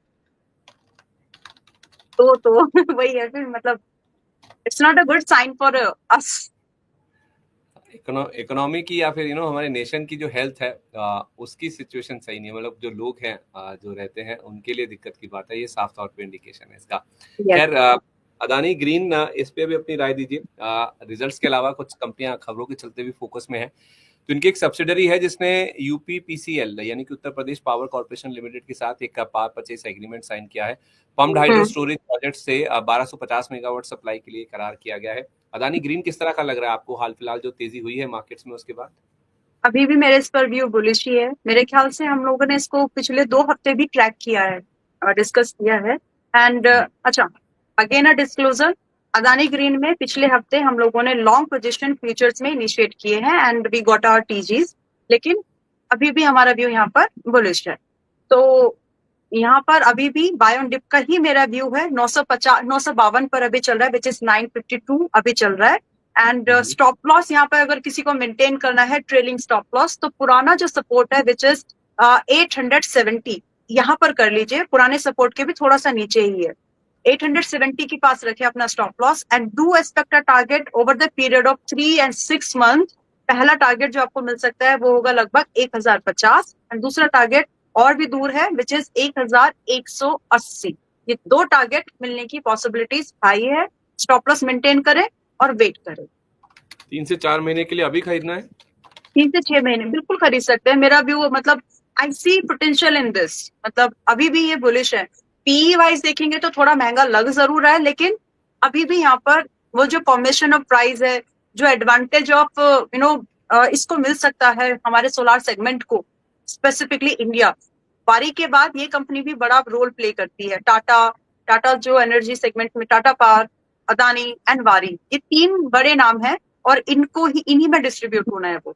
तो ये भी एक अच्छी कंपनी है, अगर करंट प्राइस पर बाय लेना है ले सकते हैं। चलिए ठीक है। एक अदानी ग्रुप को लेकर खबर और भी आई है, फिर उसके बाद मैं ब्रोकर्स की राय भी समझूंगा। ब्रोकर्स क्या राय दे रहे हैं स्टॉक्स को लेकर, नरेंद्र के पास चलेंगे। अदानी ग्रुप में हम एक विदेशी लोन उठाने के लिए बातचीत कर रहे हैं, ये कई सारे एंटिटीज के साथ, कई सारे बैंकों के साथ, विदेशी बैंकों के साथ। $750 करोड़ या 64,000 करोड़ रुपए से ज्यादा की रकम है जिसके लिए बातचीत चल रही है। और इनकी जो एयरपोर्ट सब्सिडरी है अदानी एयरपोर्ट होल्डिंग्स, उसके लिए ये हो सकता है कि रकम जुटाई जाए। अगर ऐसा हो जाता है तो 1 महीने में ही दूसरी बार ऐसा होगा जब ये ऑफशोर फंडिंग यानी कि विदेशी फंड जुटाने की ओर कदम बढ़ा रहे हैं। तो इसका जो इम्पैक्ट है वो अदानी एंटरप्राइजेस में दिखेगा। अदानी एंटरप्राइजेस के चार्ट देखकर अगर आप बता पाए इस खबर का इम्पैक्ट कैसे हो सकता है आज? अदानी ओवरऑल ग्रुप की हम बात कर रहे हैं तो देखिए, एक मार्केट में एक रूमर चलता है कि जब भी अदानी मार्केट से पैसा उठाने की सोचते हैं तो स्टॉक पर तो नेगेटिव इम्पैक्ट कुछ दिन के लिए आता है, बट दे बाउंस बैक। तो अगर स्टॉक में कुछ भी फिलहाल के लिए कुछ भी नेगेटिव हो रहा है, फॉर दैट मैटर, क्योंकि ये जुड़ा हुई बात है और मैंने इसको थोड़ा सा सुना है, मैंने इसको ऑब्जर्व नहीं किया टू बी ऑनेस्ट, लेकिन अदानी एंटरप्राइजेस, अगर मैं एक बात करूँ, एनर्जी हम लोग डिस्कस कर चुके हैं ऑलरेडी।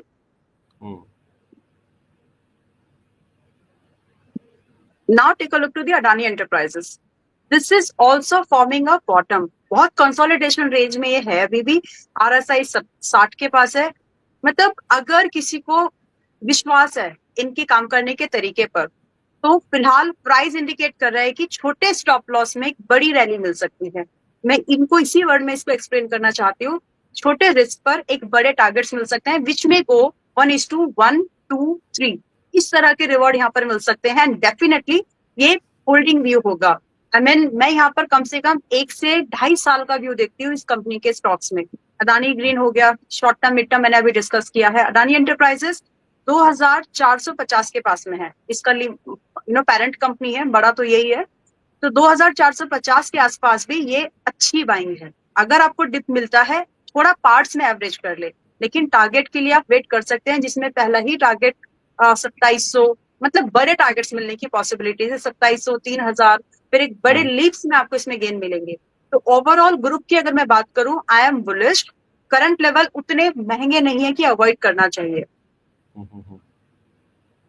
परफेक्ट है। तो 2700 तक के टारगेट्स के लिए, इनिशियल टारगेट्स के लिए आप 2450 पर भी अदानी एंटरप्राइजेस में खरीदारी कर सकते हैं। नीचे डिप्स पे मिल जाए तो और भी अच्छी बात है। चलिए अब नरेंद्र के पास चलते हैं और समझते हैं कि ब्रोकर्स जो रिजल्ट्स आ रहे हैं, जिनकी खबरें आ रही हैं, उनको लेकर क्या व्यू बना रहे हैं। नरेंद्र हमारे साथ फिर से मौजूद है। नरेंद्र, स्वागत है आपका फिर से एक बार। बताइए ब्रोकर्स के रडार पर कौन से शेयर हैं आज?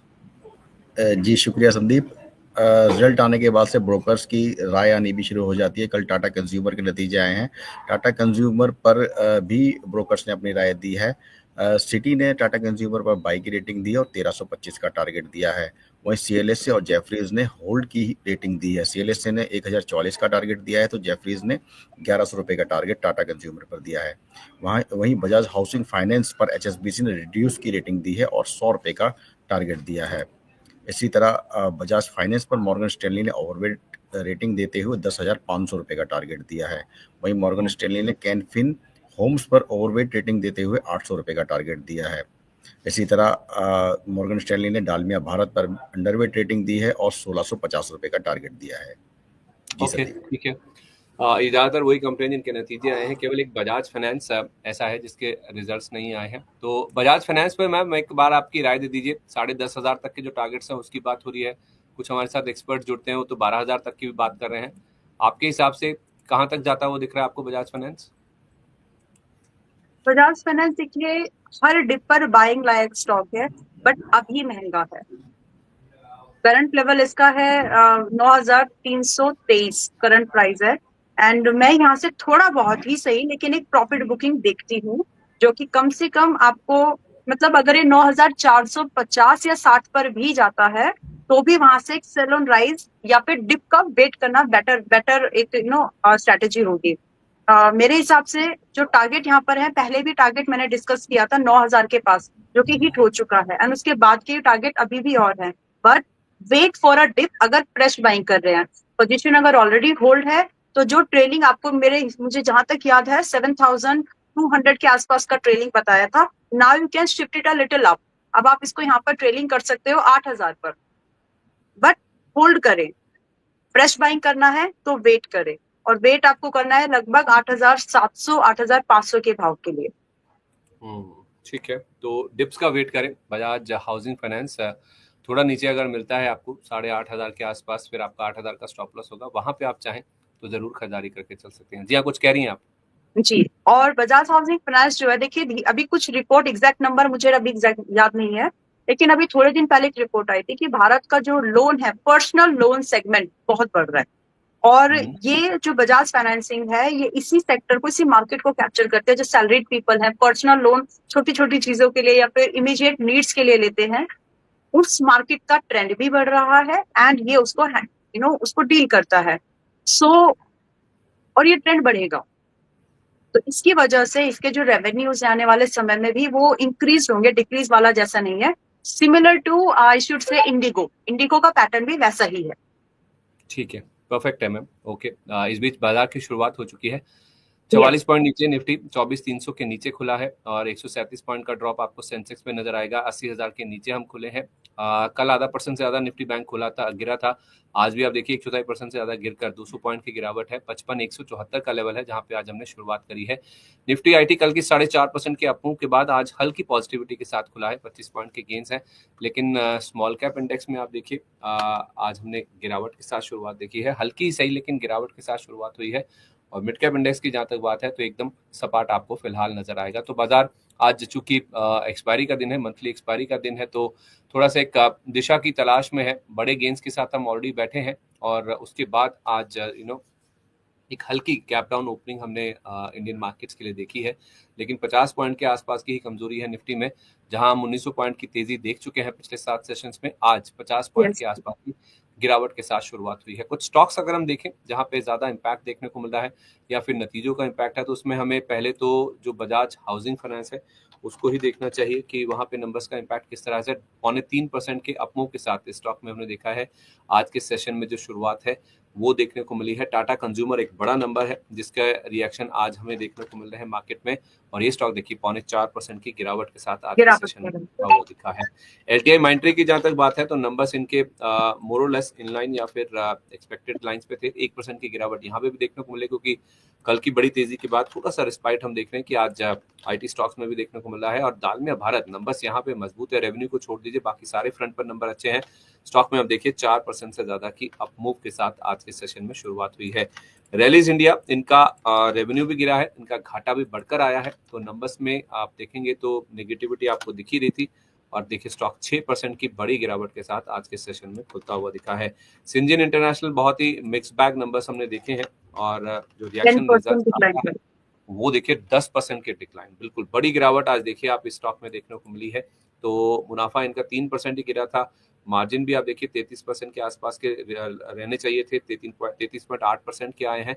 रेवेन्यू 11% बढ़कर आया, अबिड्डा भी 9.5% बढ़कर आया, लेकिन स्टॉक में आप देखेंगे तो जो एक्शन है आज नीचे की तरफ 10% की बड़ी गिरावट के साथ स्टॉक खुलता हुआ दिखा है। कैनफिन होम्स यहाँ पे भी देखेंगे 2.25% की गिरावट है। थायरोकेयर के नंबर्स काफी सॉलिड थे, इसका जो रिएक्शन है वो आज अगर आप नंबर्स के बाद देखेंगे तो आपको 12% का मूव आप देखिए, नंबर्स बहुत ही सॉलिड है, और उसी के चलते हम देख रहे हैं कि रिएक्शन भी बहुत सॉलिड देखने को मिला है। तो मैम थायरोकेयर इतना बड़ा अप मूव है, क्या ये मूव और सस्टेन हो सकता है? और सिंजीन में जो नीचे का 10% का मूव हम देख रहे हैं, इसके लिए अगला सपोर्ट लेवल क्या है? सिंजेन में देखिए ब्रेकआउट के बाद ही बाय करें। जो लेवल हम लोगों ने डिस्कस किया है 720 740 वहीं पर ले बाय। और अगर आप बिल्कुल सपोर्ट पर बाय करने के प्लान कर रहे हैं तो आपको 630 640 का अगर ये हिट करता है आज या कल, गो फॉर इट, बाय कर लीजिएगा। आई मीन यहाँ पर एक बहुत अच्छा सपोर्ट रेंज है, लेकिन मोमेंटम बाइंग करनी है कि यहाँ से स्टॉक अब मोमेंटम के लिए निकलेगा तो 740 720 would be the level. And Thyrocare अच्छा लग रहा है लेकिन महंगा लग रहा है, तो मेरे हिसाब से अगर आप वेट नहीं करना चाहते हैं तो भी स्टॉक में बने रहना चाहते हैं तो भी आप ज्यादा देर, जो बने हुए हैं पहली बात या तो उनकी कल की बाइंग हो गई या फिर इससे पहले की होगी। सो आई एम एज्यूमिंग दैट कि आपने इंट्राडे में बाय नहीं लिया है, या तो कल की क्लोजिंग में लिया है या फिर कल उससे पहले का। तो अब आपको यहाँ पर एक ट्रेलिंग स्टॉप लॉस मिल गया है, इसकी स्ट्रेटेजी थोड़ा सा क्विक कर लीजिए। अब आपको यहाँ पर आपका ट्रेलिंग स्टॉप लॉस मिल गया है 740 का, trail it and hold it. ठीक है, तो स्टॉप लॉस ट्रेल करते हुए चले और इसको आप होल्ड करके चल सकते हैं। दालमिया भारत के नंबर अच्छे हैं, यहाँ पे तो इम्पैक्ट है ही है। बजाज हाउसिंग फाइनेंस भी नंबर्स के बाद पॉजिटिवली रिएक्ट कर रहा है, 3.5% का अप मूव है। परसिस्टेंट सिस्टम्स इसके नंबर्स आने वाले, उससे पहले 2.5% ये स्टॉक ऊपर है। गॉडफ्रे फिलिप्स में 4% की तेजी है, थर्मैक्स भी 4% के आसपास ऊपर है। बजाज फाइनेंस में 2% का अप मूव है, 9,500 का जो लेवल है वो स्टॉक ने आज पार किया है। और उसके साथ साथ देखेंगे जीएसके फार्मा, यहाँ पे भी 2% की तेजी देखने को मिली। इनफैक्ट बजाज फाइनेंस ने तो आज इंटरडे में 9,660 का लेवल भी टच किया है, जो कि इसका नया रिकॉर्ड हाई लेवल है। और उसी की जो ग्रुप कंपनी है बजाज फिनसर्व, यहाँ पे भी हमने 2,135 रुपए का नया 52 वीक हाई आज के सेशन में बनता हुआ देखा है। लेकिन आज का एक्सीडेंट है सिंजीन, नंबर्स के बाद रिएक्शन 10% नीचे का देखने को मिला है। टाटा कंज्यूमर भी 4% नीचे है। केफिन टेक्नोलॉजीज यहाँ पे 3% से ज्यादा की गिरावट है। वारी एनर्जीज पे परसों बहुत अच्छा चला था, कल नंबर्स का रिएक्शन था 15%, आज देखिए 3% की मुनाफा वसूली स्टॉक में दिख रही है। कैनफिन होम्स भी नंबर्स कोई बहुत ज्यादा अच्छे नहीं है, 2% की गिरावट यहाँ देखने को मिल रही है। विजय डायग्नोस्टिक्स 2% नीचे है, और 361 वैम यहाँ पे भी 2% की गिरावट आज के सेशन में देखने को मिल रही है। कुछ वॉल्यूम्स के लिहाज से देखें स्टॉक्स जो बहुत ज्यादा एक्टिव है, उसमें नीवा बूपा, इसको लेकर तो आज एक खबर भी आई थी। नीवा बूपा में खबर मैं आपके सामने रख देता हूँ। हाँ, इरडा ने कृष्णन रामचंद्रन, जो कि इनके सीईओ एंड एमडी है, उनको दोबारा नियुक्त करने की जो मंजूरी है वो दे दी है। 1 मई से अगले 5 साल के लिए नियुक्ति की जो मंजूरी है वो कंपनी के लिए आती हुई दिखी है। कल एक बड़े ब्रोकर की रिपोर्ट आई थी, 100 रुपए का टारगेट आया था स्टॉक के लिए, उसकी वजह से स्टॉक चला था। लेकिन आज आप देखेंगे तो नीवा बूपा में अच्छे खासे वॉल्यूम्स के साथ ट्रेड होता हुआ दिख रहा है। 1.5% के आसपास का आपको आज भी स्टॉक में देखने को मिला है। नीवा बूपा में मैम 100 रुपए के टारगेट आए हैं, चार्ट्स पे दिख रहा है 100 रुपए के टारगेट आते हुए।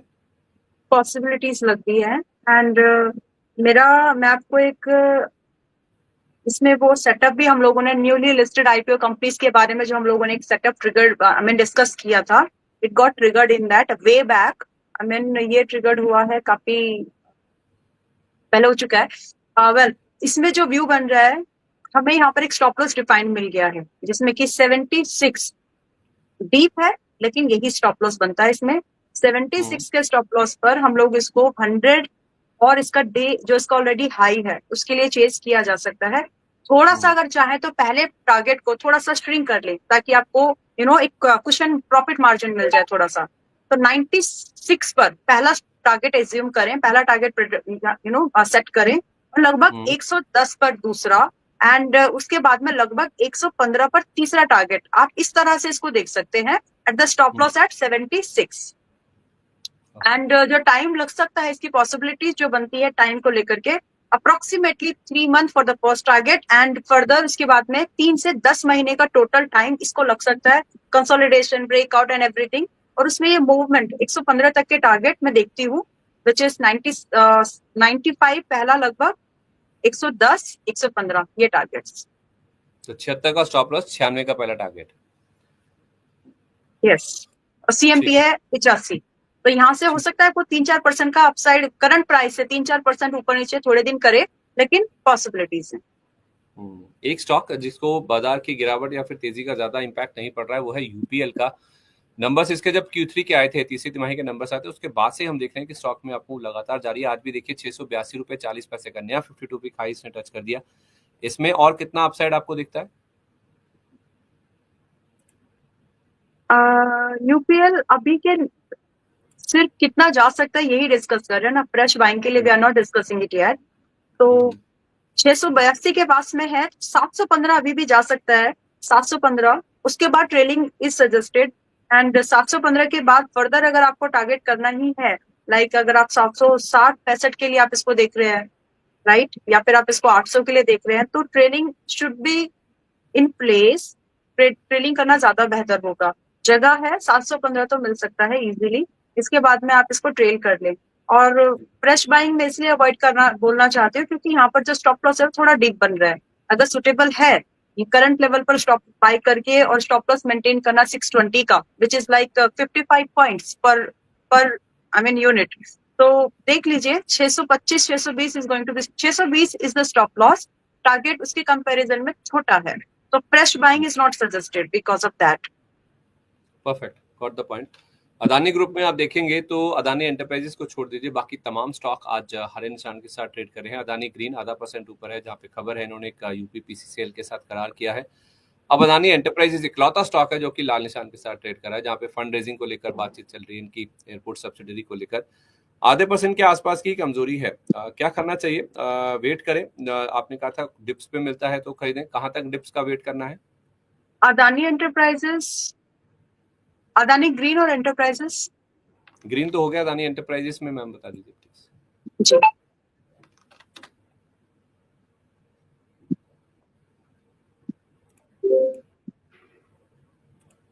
कर सकते हैं अगर आप फ्रेश पोजीशंस बनाने हैं, सो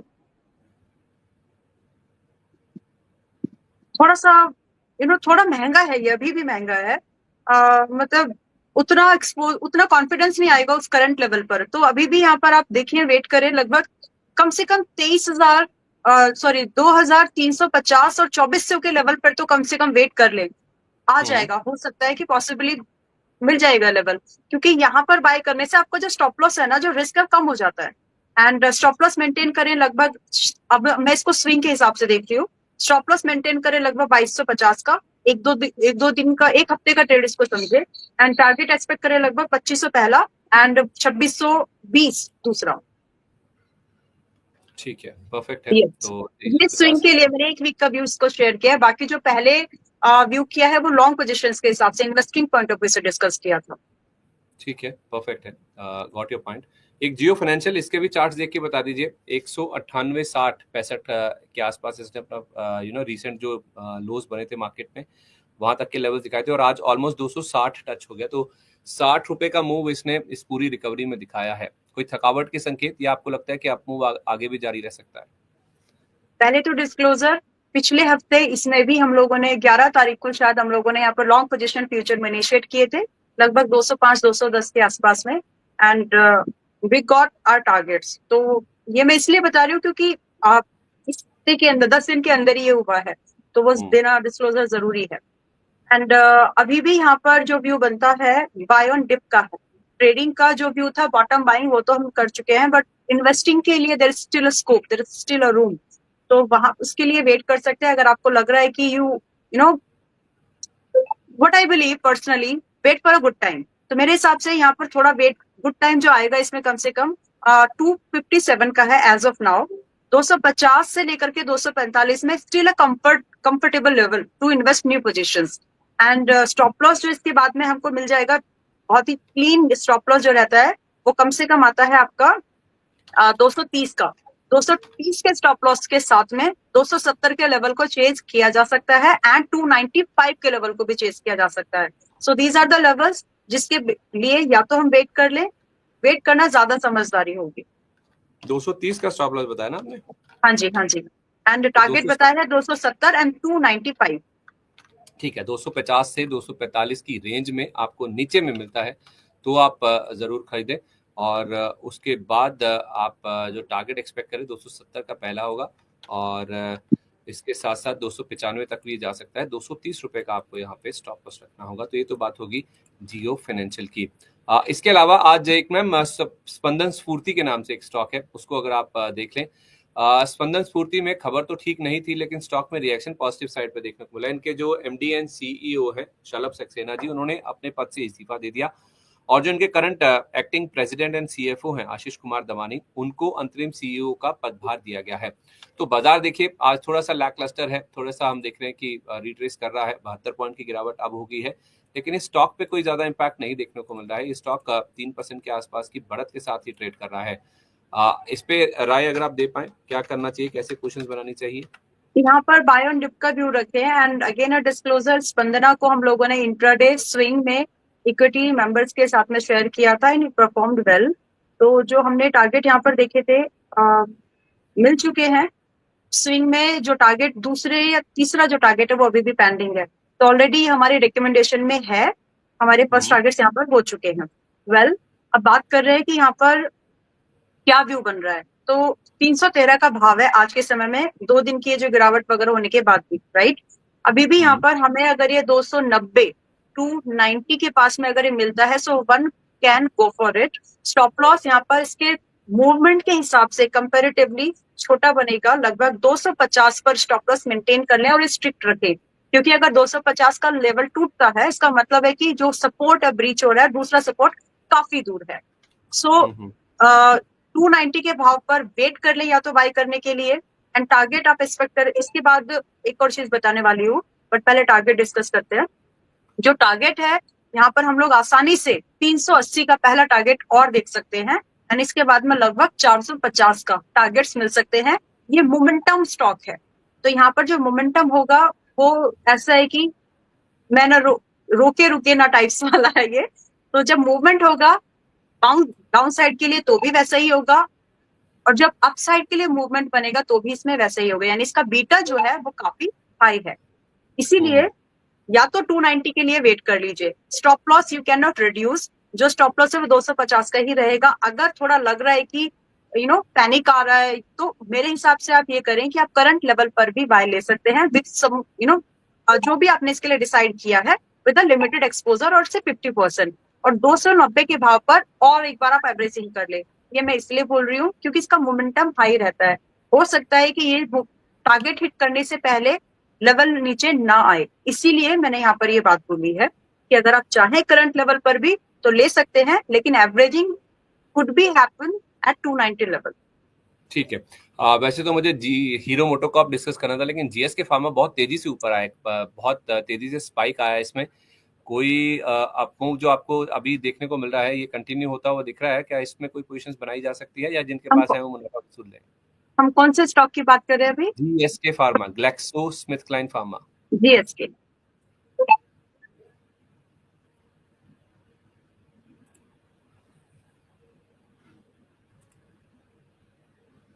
ग्लैक्सोस्मिथ फार्मास्यूटिकल्स जी जी 3000, 3040। हाँ 3050 के आसपास का प्राइस है। ओके ओके, देखिए अभी 6% अप है, अभी भी यहाँ पर मोमेंटम में अगर किसी को आना है तो आ सकते हैं, क्योंकि स्टॉक स्ट्रॉन्ग लग रहा है। अभी भी अगर किसी को यहाँ पर खरीदना है तो इंट्राडे नहीं, स्विंग के हिसाब से देख रहे हो तो कम से कम एक वीक का व्यू रखना पड़ेगा। जो इसका वीकली लो है जो कि आता है आपका 2760 के नीचे, तो 2750 स्टॉप लॉस मेंटेन करके ऑल टाइम हाई के ऑलमोस्ट पास चल रहा है। तो आप यहाँ पर एक assumption of previous up trend resistance के हिसाब से आप यहाँ पर देख सकते हैं कि जो पहला टारगेट यहाँ पर आपको मिलने की पॉसिबिलिटीज बनती है, it is going to be nearly 3200 के आसपास ये आपको मिल सकता है पहला, और इसमें एक मूवमेंट 2750 का स्टॉप लॉस रखें, 3200 तक के टारगेट के लिए यहाँ भी खरीद सकते हैं। जी यस। ओके, हॉट स्टॉक्स की ओर बढ़ेंगे जो कि हमारा खास सेगमेंट है, लेकिन उससे पहले जरा एक स्टॉक डिस्कस करना बहुत इंपॉर्टेंट है, और वो है हीरो मोटोकॉर्प का, जो कि 3950 के आसपास ट्रेड कर रहा है। आज फ्लैट है, फ्लैट टू पॉजिटिव ट्रेड कर रहा है, और खबर इसमें ये है कि इनकी ग्रुप कंपनी है एथर एनर्जी, उसका आईपीओ आ रहा है। कल उसकी एंकर बुक खुलेगी, सोमवार से ये आईपीओ खुलने वाला है। इनके पास करीब 48% के आसपास का स्टेक है इस कंपनी में, तो एक वैल्यू अनलॉकिंग का जो प्रोपोजिशन है वो खुलता हुआ दिखेगा। 12,800 करोड़ रुपए के वैल्यूएशन पर ये आईपीओ आ रहा है। आपका व्यू हीरो मोटोकॉर्प को लेकर? पहले डिस्क्लोजर बुलिश है, पहले व्यू तो बुलिश है। डिस्क्लोजर ये कि 17 अप्रैल को हमने यहाँ पर लॉन्ग पोजीशन इनिशिएट किए थे फ्यूचर्स पे, एंड 3800 के भाव पर वो कुछ था, एंड अभी भी यहाँ पर व्यू जो है वो बुलिश है। तो हमारे सारे टारगेट तो अभी हिट नहीं हुए हैं, आई थिंक यस फ्यूचर में हो चुका है। ओके, तो हमारा जो पहला टारगेट है वो तो हिट हो चुका है, other target yet to hit, so हमारा व्यू अभी भी यहाँ पर बुलिश ही है। तो अगर किसी को भी यहाँ पर I mean despite of that disclosure के अलावा भी अगर किसी को यहाँ पर पोजीशन इनिशिएट करना है तो कर सकते हैं। मेरा जो टारगेट मैं यहाँ पर देख रही हूँ स्पॉट चार्ट पर 4200 अगला टारगेट है, एंड उसके बाद में क्योंकि मैं इसमें व्यू पोजीशनिंग लॉन्ग देख रही हूँ, थोड़ा शॉर्ट मिड टर्म देख रही हूँ, तो 4500 तक के टारगेट मैं यहाँ पर देखती हूँ शॉर्ट टर्म में। 4200 से 4500 के टारगेट हो गए मतलब? हाँ जी, यहाँ पे भी ले सकते हैं अगर कोई खरीदना चाहे ले सकते हैं। स्टॉप लॉस आपका, क्योंकि हमारी बाइंग अच्छी थी तो थोड़ा सा हमको कम मिला, लेकिन यहाँ पर स्टॉप लॉस थोड़ा सा अभी आपको वही रहेगा जो पहले है, विच इज अगर आप कितना भी इसको कॉन्ट्रैक्ट करने की कोशिश करें तब भी 3650 से नीचे के स्टॉप लॉस पर इसको मुश्किल जाएगी। यही स्टॉप लॉस इसके मेरे हिसाब से सुटेबल है। देखिए यहाँ पर ना एक ट्रेड की अपॉर्चुनिटी बन रही है इंडेक्स में, क्योंकि इंडेक्स रुकता नहीं है, तो हम उसको एक बार देख लेते हैं। आप भी मत रुकिए प्लीज, बताइए। ऑलरेडी मैं हीरो मोटर को डिस्कस करते करते निफ्टी निकल चुका है। मैंने अब डिस्कस किया था ना कि पहला ट्रेड दिन का बाय ऑन डिप का बन सकता है, ये निकला है अभी। एक minute, let me check please कि कितना इसमें रिस्क बन सकता है, अभी जगह है या नहीं।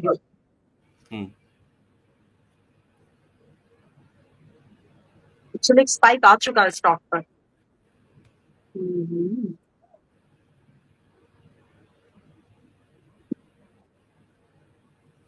अभी 75 पॉइंट निफ्टी नीचे था, 18 पॉइंट ही रह गया। आप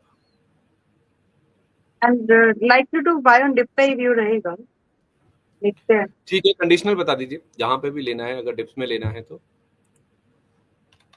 आज मंथली एक्सपायरी है राइट, सो हम लोग एक काम करते हैं, will try to avoid in this volatility में कॉट नहीं होते, हम उसको हेज करके चलेंगे ताकि जो मूवमेंट है उसका बेनिफिट इंट्राडे में ही मिल जाए। Give me a minute please Grover जी।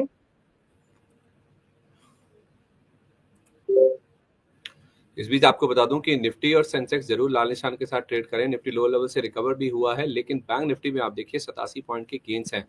अब बैंक निफ्टी में हो क्या रहा है, जो दिग्गज बैंक्स हैं आईसीआईसीआई, एचडीएफसी बैंक और कोटक बैंक, ये अभी भी नीचे है। कोटक बैंक तो फ्लैट टू नेगेटिव है, 0.2% नीचे एचडीएफसी बैंक है, 0.5% नीचे आईसीआईसीआई बैंक है। सपोर्ट कहां से आ रहा है? सपोर्ट आ रहा है इंडसइंड बैंक से, जो कि आज 3% ऊपर है। और 1% ऊपर एक्सिस बैंक है, बैंक ऑफ बड़ौदा 1% ऊपर है, federal bank, IDFC first bank, AU small finance bank ये आधा % ऊपर है, कैनरा बैंक भी आधा % ऊपर है। पीएनबी में भी हम देख रहे हैं, पीएनबी और एसबीआई 1/4% के आसपास की मजबूती दिखा रहे हैं। तो 12 बैंकों का ये इंडेक्स है, उसमें से 9 पॉजिटिव है, केवल 3 जिसमें एचडीएफसी सबसे ज्यादा वेटेज रखता है वो 1/4% नीचे है, आईसीआईसीआई बैंक नीचे और कोटक महिंद्रा बैंक नीचे है, जिस वजह से आपको ज्यादा मूवमेंट नहीं दिखेगा बैंक निफ्टी की जहां तक बात है, लेकिन फिर भी पॉजिटिव ट्रेड कर रहा है क्योंकि 9 बैंक पॉजिटिवली यहाँ पर ट्रेड करते हुए दिख रहे हैं, जिसमें और इंडसइंड बैंक आज की तेजी को लीड कर रहा है। प्लीज मैम, हरे निशान में आ गया निफ्टी अब तो। और ये इसलिए है क्योंकि जो हेवी वेट्स ऑफ बैंक है, ये दोनों पिछले हफ्ते काफी अच्छे मूव किए हैं। देखिए यहाँ पर एक स्ट्रैटेजी हम लोग डिप्लॉय कर सकते हैं। निफ्टी का कॉल एंड पुट है, स्ट्रैटेजिक हेज्ड है, जिसमें कि 24,400 की पुट हम लोग बाय कर सकते हैं एंड 24,300 की कॉल हम लोग बाय कर सकते हैं। बताते बताते भी 30 पॉइंट का मूवमेंट इसमें हो गया है, ठीक है। एंड द सेम ट्रेड मेरे हिसाब से, because this is the opportunity, I will be giving to my members as well, तो जिसमें कि 24,400 की पुट है एंड 24,300 की कॉल है। दोनों की जो एक्यूमुलेटेड कॉस्ट अभी आ रही है एज ऑफ नाउ 155, 145 इस भाव में मिलेगा आपको। ठीक है, टारगेट स्टॉप लॉस? हाँ जी, टारगेट जो हमें यहाँ पर दोनों का एक्यूमुलेटेड टोटल हमें देखना है, मिनिमम 210, दोनों का एक्यूमुलेटेड टोटल 210, 250 एंड दूसरा टारगेट हम लोग यहाँ पर देखेंगे सीधा 290 का एंड इसके बाद में 350, ये टारगेट्स हम यहाँ पर देख रहे हैं। और स्टॉप लॉस कहाँ रखना है? 145, 155 की क्रॉस कर लो। एक सेकेंड,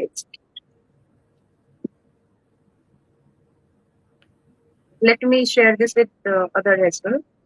स्टॉप लॉस जो हमें यहाँ पर रखना है, देखिए इसमें टोटल हमारा एसएल जाएगा 70 पॉइंट्स का टोटल, यानी जो कॉस्ट हमारी यहाँ पर 155 जो कि आएगा नहीं, 155 का जो टोटल कॉस्ट हम लोग यहाँ पर पे कर रहे हैं, 70 पॉइंट का लॉस यहाँ पर एक्सपेक्ट कर लीजिए, यानी आप इसको throughout the day hold कर सकते हैं and very likely to give targets. ठीक है, 85 रुपए के आसपास मान लीजिए, जब ये इन दोनों का भाव आ जाए या फिर आपका जो लेवल है दोनों का प्रीमियम है वो 85 रुपए पर आ जाए, तो अब आप इनसे निकल सकते हैं, राइट?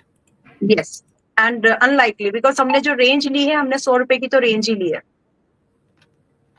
ठीक है, तो 24,300 का कॉल लेना है और 24,400 का पुट लेना है। कॉस्ट आपकी बैठेगी 145 से 155 रुपए, 210, 250, 290, 350, ये आपके टारगेट्स हो गए। स्टॉप लॉस 85 रुपए, यानी कि जो टोटल आपके अब दोनों का प्रीमियम है कॉल पुट का जो आप खरीद रहे हैं 85 रुपए पर अगर रह जाए तो फिर आपको इससे निकल जाना चाहिए। चलिए ठीक है, ये स्ट्रैटेजी की बात होगी। आज एक एक्सपायरी का ट्रेड आपके सामने आ चुका है, ये इंट्राडे के लिए माने हम? ये इंट्राडे है और 12 बजे के आसपास अब 12 बजे के आसपास अब वही जो स्ट्रैटेजी ऑलरेडी मॉर्निंग में हम लोगों ने डिस्कस किया है, in fact that condition is meeting as of now. अभी भी उसको स्विंग ट्रेड भी इनिशिएट किया जा सकता है। So shall I share that to now और लेटर? नहीं, उसकी बात करते हैं मैम, मुझे हॉट स्टॉक्स भी डिस्कस करने हैं, लेकिन ये वाली जो स्ट्रैटेजी आपने बताई इसमें टारगेट या स्टॉप लॉस जो भी आ जाए स्क्वायर ऑफ करना है आज। हाँ जी, ठीक है, चलिए ये निफ्टी की स्ट्रैटेजी होगी। आपको कॉल पुट कौन से स्ट्राइक के लेने हैं, क्या टारगेट्स आपके, ये आपको मिल गया, क्योंकि वॉलेटिलिटी बहुत है। आज ही हमने देख लिया कि कई बार पॉजिटिव नेगेटिव हरे निशान लाल निशान में निफ्टी आ चुका है। तो ये आपकी आज की स्ट्रैटेजी होगी निफ्टी की। अब चलते हैं हम हॉट स्टॉक्स की तरफ, हमारा खास सेगमेंट है।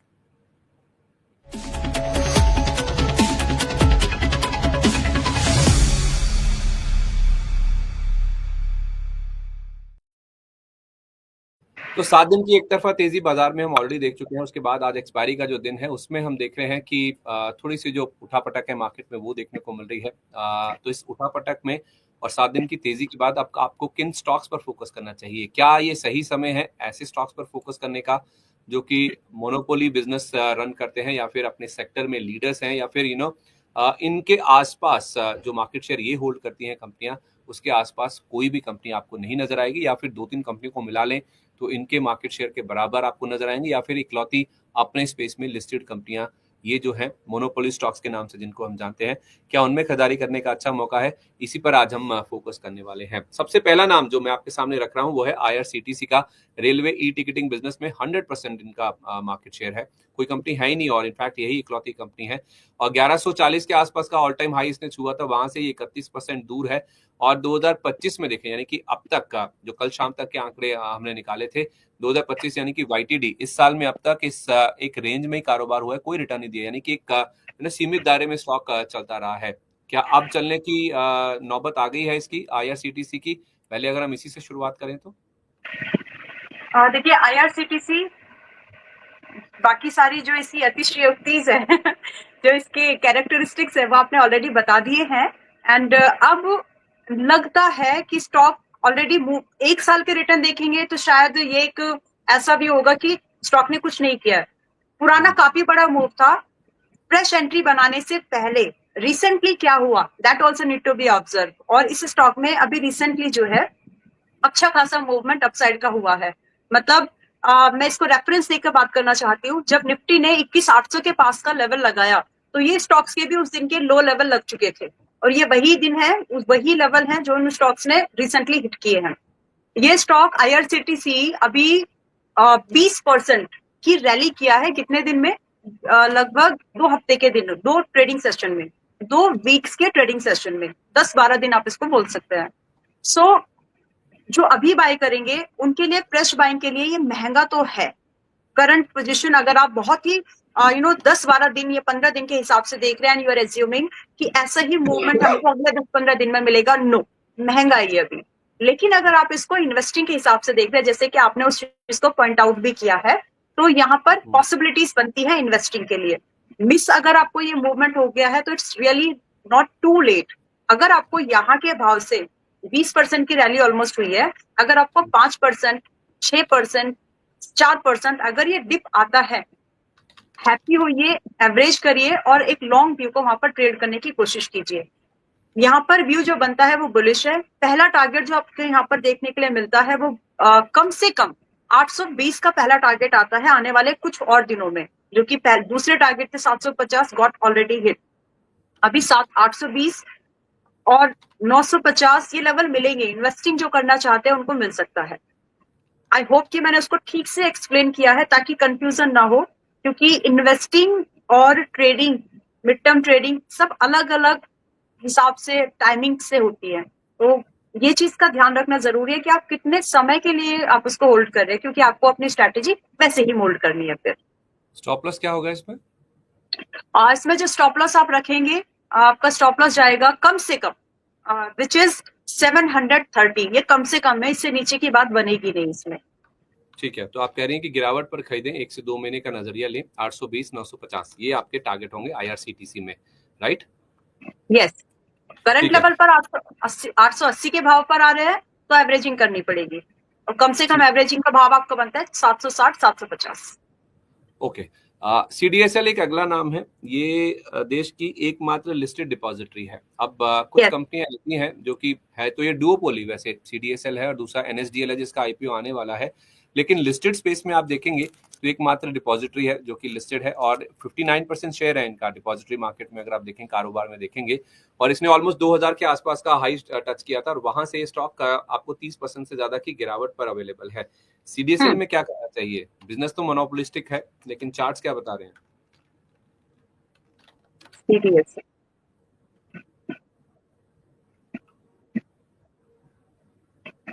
फ्रेश ब्रेकआउट है।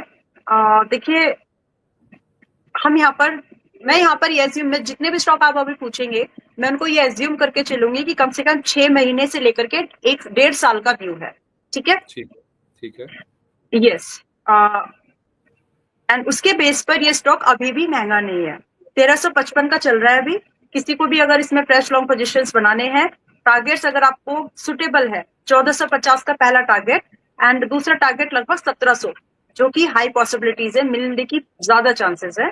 आप अगर इसको 3 से 6 महीने से 1.5 साल के अंदर देख रहे हैं तो आप इसको बाय कर सकते हैं, जिसमें कि आपका एवरेजिंग पॉइंट, स्टॉप लॉस नहीं, आपका एवरेजिंग पॉइंट आता है लगभग 1200 और 1270, यानी 1250, 1270 इस रेंज में आता है। स्टॉप लॉस जो हमें यहाँ पर मिलता है, क्लीन स्टॉप लॉस, वो है 1150 का। अब इन लेवल्स के हिसाब से सुटेबल है तो बाय कर सकते हैं। रिस्क रिवॉर्ड अभी भी फेवरेबल है।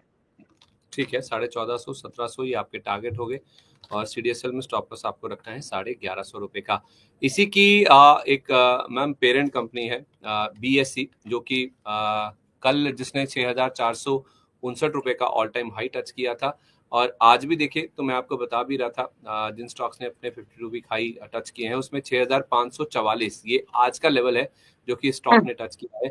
एशिया की सबसे पुरानी एक्सचेंज है और इंडिया में एकमात्र लिस्टेड एक्सचेंज है। एनएसई की बातचीत चल रही है, लेकिन कब तक आएगा आईपीओ वो देखने वाली बात है। 5 साल हुए हैं इसको लिस्ट हुए, कोविड के टाइम पे ही ये लिस्ट हुआ था और 5,286% का रिटर्न ऑलरेडी कल शाम तक के नंबर्स में आपको बता रहा हूँ ये दे चुका है, स्टॉक डिलीवर कर चुका है। क्या अभी भी पॉसिबिलिटी है? रिकॉर्ड हाई पर स्टॉक खड़ा है। देखिए, रिकॉर्ड हाई पर है और थोड़ा सा और ऊपर जा सकता है। ऐसा नहीं है कि यहाँ पर बस ये रुक गया। 6,520 के आसपास है, 6,700 के पास भी ये जा सकता है। तो आपको ये देखना है कि अभी करंट लेवल से 200-150 पॉइंट का टारगेट आपके लिए इनफ है क्या? अगर आपका स्टॉप लॉस यहाँ पर 5,500 के पास है तो रिस्क रिवॉर्ड करंट पोजीशन के हिसाब से फेवरेबल नहीं है। इसीलिए थोड़ा अगर आपको टिप मिलता है 5,500, ये बड़ा स्टॉप लॉस है, तो रिस्क रिवॉर्ड जो है बहुत बड़ा है। तो पॉसिबल टारगेट के अगेंस्ट में जो स्टॉप लॉस है वो बहुत डीप है and you can not compromise with it.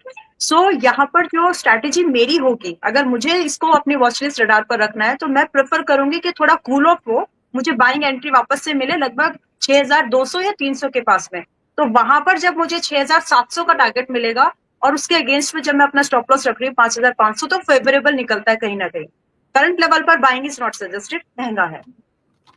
6,200 6,300 के आसपास डिप्स पर मिले तो आप बीएससी के शेयर को खरीदे। फिलहाल के लिए रिस्क रिवॉर्ड फेवरेबल नहीं है क्योंकि 6,700 तक ही जाता हुआ दिख रहा है।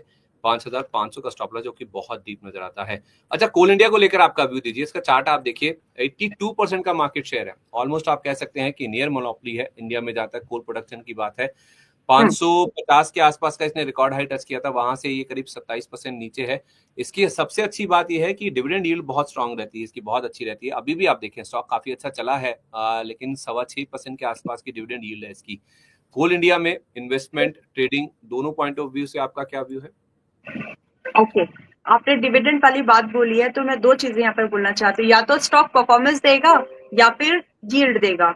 और अगर प्रोमोटर की होल्डिंग्स बहुत ज्यादा है तो अक्सर देखा गया है, अगर वो छोटा स्टॉक है, बहुत लार्ज कैप नहीं है, तो वो डिविडेंड ज्यादा देते हैं। ये बहुत अलग टॉपिक है, लेकिन सीखने और समझने लायक है। कभी इसके बारे में फिर से बात करेंगे, but this is something one should really focus. अगर स्टॉक्स में जज करना जरूरी है ये। वेल, कोल इंडिया 397 के पास में अभी है एंड मुझे लगता है कि यहाँ पर ब्रेकआउट स्ट्रेटेजी ज्यादा सुटेबल होगी, रादर हम यहाँ पर लोअर लेवल के लिए वेट करें। इनफैक्ट अगर मैं एक स्टॉप लॉस यहाँ पर शेयर करती हूँ विच इज 380 380 के स्टॉप लॉस पर अगर कोई भी आना चाहे 397 398 के भाव पर भी, तो भी ये अच्छी बाइंग है। और यहाँ से जो टारगेट मिलने की पॉसिबिलिटीज बनती हैं 408, इसको थोड़ा और श्रिंक करेंगे हम, 405 का पहला टारगेट हमको यहाँ पर मिलता है एंड दूसरा टारगेट हमको यहाँ पर 420 का मिलता है एंड पॉसिबल है। I mean it's a good as of now. हम ये कह सकते हैं कि यहाँ पर जो मोमेंटम अब होना है वो जल्दी हो जाएगा। होल्डिंग पीरियड यहाँ पर रिड्यूस हो चुका है बिकॉज ऑलरेडी ये कंसोलिडेशन ब्रेकआउट वो सब कर चुका है। सो 398-97 पर बाय ली जा सकती है। 380 स्टॉप लॉस, 405 420 टारगेट्स। ओके, 420 का टारगेट यहाँ पे दूसरा टारगेट है कोल इंडिया में देखने को मिल सकता है। आप चाहें तो यहाँ पे भी फ्रेश पोजीशंस बना सकते हैं। पिडिलाइट एक एडेसिव्स मार्केट में देखें नियर मोनोपोली है, 70% मार्केट शेयर है। मतलब फेविकोल जैसे प्रोडक्ट्स कौन नहीं जानता। 3,415 के रिकॉर्ड हाई से ज्यादा दूर नहीं है, 10% के आसपास की दूरी है। लेकिन बीते 6 महीने में आप देखेंगे तो इसने कुछ नहीं किया है, एक रेंज में था, कोई रिटर्न नहीं दिया है। क्या इस रेंज से कुछ ब्रेकआउट के इंडिकेशन मिल रहे हैं पिडिलाइट में?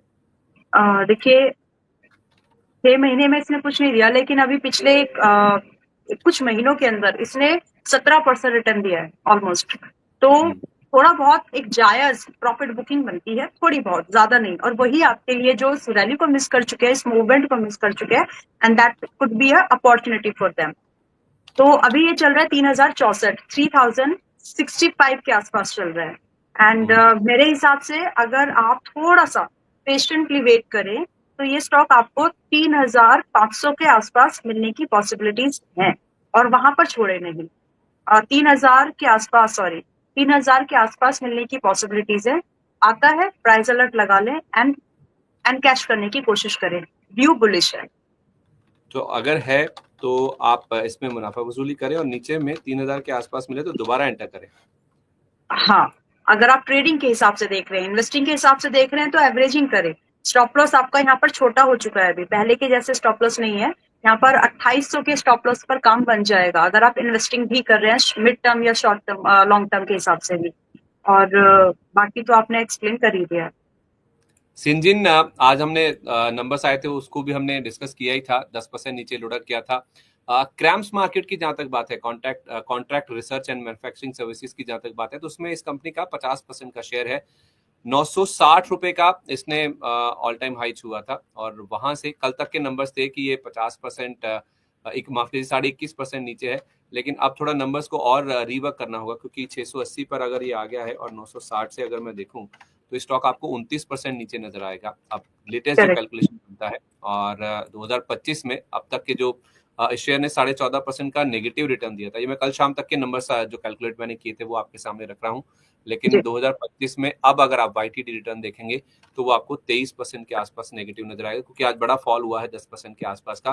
तो सिंजिन में मोनोपोली बिजनेस तो है, लेकिन जिस तरह के लेवल्स हैं जो चार्ट पैटर्न्स इंडिकेट कर रहे हैं, क्या अभी ले लें या फिर वेट करें गिरावट का? देखिए, या तो सही सपोर्ट पर बाय करें अगर आप बिल्कुल सपोर्ट की बात करें, अदरवाइज मोमेंटम में आना है तो ब्रेकआउट। तो वही लेवल है अभी भी 740 720 के ऊपर ही ले अगर मोमेंटम में आना है तो। और अगर सही एक ऐसा लेवल पर बाय करने की जहां पर आपका रिस्क रिवॉर्ड बहुत फेवरेबल बनता है तो वो है आपका 640 के आसपास। पुराना सपोर्ट है 640 630। इनफैक्ट आप इसको थोड़ा वाइड कर ले, शायद आपको 640 ना मिले तो 630 650 की रेंज में अगर ये आता है बाय किया जा सकता है। बहुत ही फेवरेबल रिवॉर्ड रिस्क रिवॉर्ड बनता है उस कंडीशन में। तो या तो आप डिप्स में 630 से 650 की रेंज में या फिर 740 पार होने पर खरीदें। जी ठीक है, तो या तो आप नीचे सपोर्ट पे लीजिए या फिर मोमेंटम बने जब ब्रेकआउट हो तब आप स्टॉक को कंसीडर कीजिए। आज इसमें हमने 10% तक की गिरावट देखी है नंबर्स के आने के बाद। प्राज इंडस्ट्रीज एथेनॉल प्लांट की जो इंस्टॉलेशन वाली इंडस्ट्री है उसमें इस कंपनी का 60% का मार्केट शेयर है। 875 रुपए का इसने रिकॉर्ड हाई टच किया था, वहां से देखेंगे तो ऑलमोस्ट 40% आपको नीचे नजर आएगा। बीते एक साल से स्टॉक रेंज में है, कहीं नहीं गया है स्टॉक का। तो इसमें क्या राय होगी आपकी? एक साल में तो कुछ नहीं किया है, चार्ट्स क्या बता रहे हैं? इसमें भी वही है कि 18% पिछले कुछ दिनों में ही कर चुका है। तो थोड़ा बहुत देखिए यहाँ पर स्ट्रैटेजिकली अगर आप देखेंगे ना तो 527 पे चल रही है अभी। मैं यहाँ पर एक लॉन्ग व्यू बिल्डअप होते हुए एक लॉन्ग व्यू यहाँ पर देख रही हूँ कि यहाँ पर एक बड़ा मूवमेंट मिल सकता है। पहले टारगेट डिस्कस करूंगी। 527 चल रहा है, 565 का पहला टारगेट मिल सकता है। एंड दूसरा टारगेट हमको यहाँ पर काफी दूर मिलेगा जो कि लगभग 630 का है। 630 का एक टारगेट हमको यहाँ पर ये मिल सकते हैं। अब यहाँ पर स्ट्रैटेजी किस तरह से करना है, या तो 527 के भाव पर ले लीजिए। स्टॉप लॉस जो है यहाँ पर आपका स्टॉप लॉस आता है 460 का, काफी दूर है। यहाँ पर दूसरा तरीका ये है कि आप थोड़ा सा ये ध्यान में रखें कि आपको एवरेजिंग करने का मौका मिल सकता है जो कि 580 या फिर 480 या फिर 510 इस रेंज में आपको एक बार एवरेजिंग का मौका मिल सकता है। आप क्वांटिटी किस तरह से डिप्लॉय करना है, क्या करना है, वो आपको खुद से एक बार देखना होगा। व्यू यहाँ पर लॉन्ग है, स्टॉप लॉस दूर है which can not be reduce because उसका जो फॉर्मेशन और रिसेंटली मूवमेंट हुआ है। टारगेट बड़े मिलेंगे, 565 630 मिल सकते हैं। तो या तो आप अभी ले लीजिए 460 के स्टॉप लॉस से या फिर एवरेजिंग करना पड़ेगा, मतलब या फिर आप उसी लेवल पर बाय करें विच इज 480 510। बट हो सकता है कि ये मोमेंटम ना आए, इसीलिए मैंने पहले बाइंग का व्यू पहले रखा है। हो सकता है कि ना आए, मिस ना हो जाए कभी। हाँ, जिसकी पॉसिबिलिटीज है कि हो सकता है एवरेजिंग सिर्फ इसलिए करना है, बाय चांस आ गया तो पॉसिबिलिटीज कम है। ठीक है, ओके। एक लास्ट स्टॉक है इस कड़ी में डिस्कस कर रहा हूँ, हालांकि ये लास्ट नहीं है क्योंकि बहुत सारे मोनोपोलिस्टिक बिजनेस है इंडिया में। तो इस कड़ी में जो हॉट स्टॉक्स की दूसरी एक लड़ी है या फिर जो दूसरा फेज है, जो दूसरा चरण है, वो हम आगे कल या फिर आप नेक्स्ट वीक आपके साथ जरूर डिस्कस करेंगे। 7-8 स्टॉक्स हैं जो कि हमने आपके सामने रखे हैं। बहुत सारी बिजनेसेस हैं ITC हुआ या और भी नाम है जो आपके सामने हम रखना चाहेंगे आने वाले समय में। तो आज की Sure. इस लिस्ट में आसाही इंडिया ग्लास, इसके चार्ट्स आप देख लीजिए। मैं आपको बता देता हूँ कि इसका बताइए। ऑटोमोटिव ग्लास मार्केट में देखेंगे तो 77% का मार्केट शेयर है, और आर्किटेक्चरल ग्लास मार्केट में देखें तो 50% हिस्सा वहां पे भी ये होल्ड करते हैं। 834 के आसपास का इसने हाई बनाया था, वहां से करीब 16% दूर है। 6 महीने से अगर आप देखेंगे तो ये रेंज में है, कोई रिटर्न नहीं दिया। लेकिन शॉर्ट टर्म में आप कुछ बताएंगे इसके बारे में भी? अभी इसमें रिटर्न की पॉसिबिलिटीज है। रिसेंट 2 महीने ये हुआ है आई गेस। कुछ इम्पोर्ट ड्यूटी वगैरह भी लगा था ग्लास रिलेटेड प्रोडक्ट्स के ऊपर। तो क्योंकि ये मोनोपोली कंपनी है, डायरेक्टली एंड इनडायरेक्टली इसको उसका बेनिफिट मिलेगा कंटिन्यूस, क्योंकि पॉलिसी जब आती है तो थोड़ा उसका इम्पैक्ट लंबा मिलता है, because that's a macro factor. अभी इसका 708 का भाव चल रहा है, एंड मुझे लगता है कि इसमें कोई भी डिप करंट भाव पर इसको ले लें, मुश्किल नहीं है, कोई दिक्कत की बात है नहीं। 708 पर अगर आप ले रहे हैं तो स्टॉप लॉस आपका 440 का है। 440 I beg 640, I am correcting it. 640 is our stop loss. 708 पर अगर आप इसको ले रहे हैं तो बस इतना ही ध्यान रखना है कि अगर ये थोड़ा सा करेक्ट होता है, विच इज, अगर मैं करंट लेवल से बोलूं, बाय चांस 5% तक का भी इसमें आपको डिप मिलता है, पुल बैक मूवमेंट एक्यूमुलेट करे, और रैली क्योंकि इसमें जो होने वाली है वो बड़ी है, वो पॉसिबिलिटीज जो है वो बड़ी है। पहला टारगेट यहाँ पर आपको 700 ये बनता है 770 का, पहला टारगेट 770 का बनता है, एंड दूसरा टारगेट लगभग आपको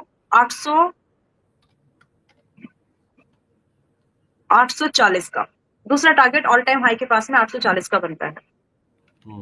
ठीक है, तो अभी लें और थोड़ा गुंजाइश रखें नीचे में और गिरावट पर लेने की। स्टॉप लॉस आपका 640 का होगा, 770 पहला टारगेट है, और उसके बाद 840 जो कि रिकॉर्ड हाई लेवल्स होंगे, वहां तक भी ये स्टॉक जाता हुआ नजर आ सकता है। तो जैसे मैंने कहा, ये कुछ स्टॉक्स हैं जो कि मोनोपोली बिजनेसेस हैं, मोनोपोलिस्टिक बिजनेस होल्ड करते हैं। तो एक पहला फेज है, पहली लिस्ट है जो कि हमने आपके सामने रखी है। कल या फिर अगले हफ्ते फिर से आपके साथ ये जो मोनोपोलिस्टिक बिजनेसेस हैं उनको हम डिस्कस करेंगे कि क्या ऐसे बाजार में, जब बाजार थोड़ा सा थकावट की इंडिकेशन दे रहा है या फिर थोड़ा सा रेंज बाउंड होने की कोशिश कर रहा है, क्या मोनोपोलिस्टिक बिजनेसेस में निवेश करने का अच्छा मौका है? इस पर फिर से बातचीत करेंगे। आज के लिए हॉट स्टॉक्स को यहीं पर समेटते हैं।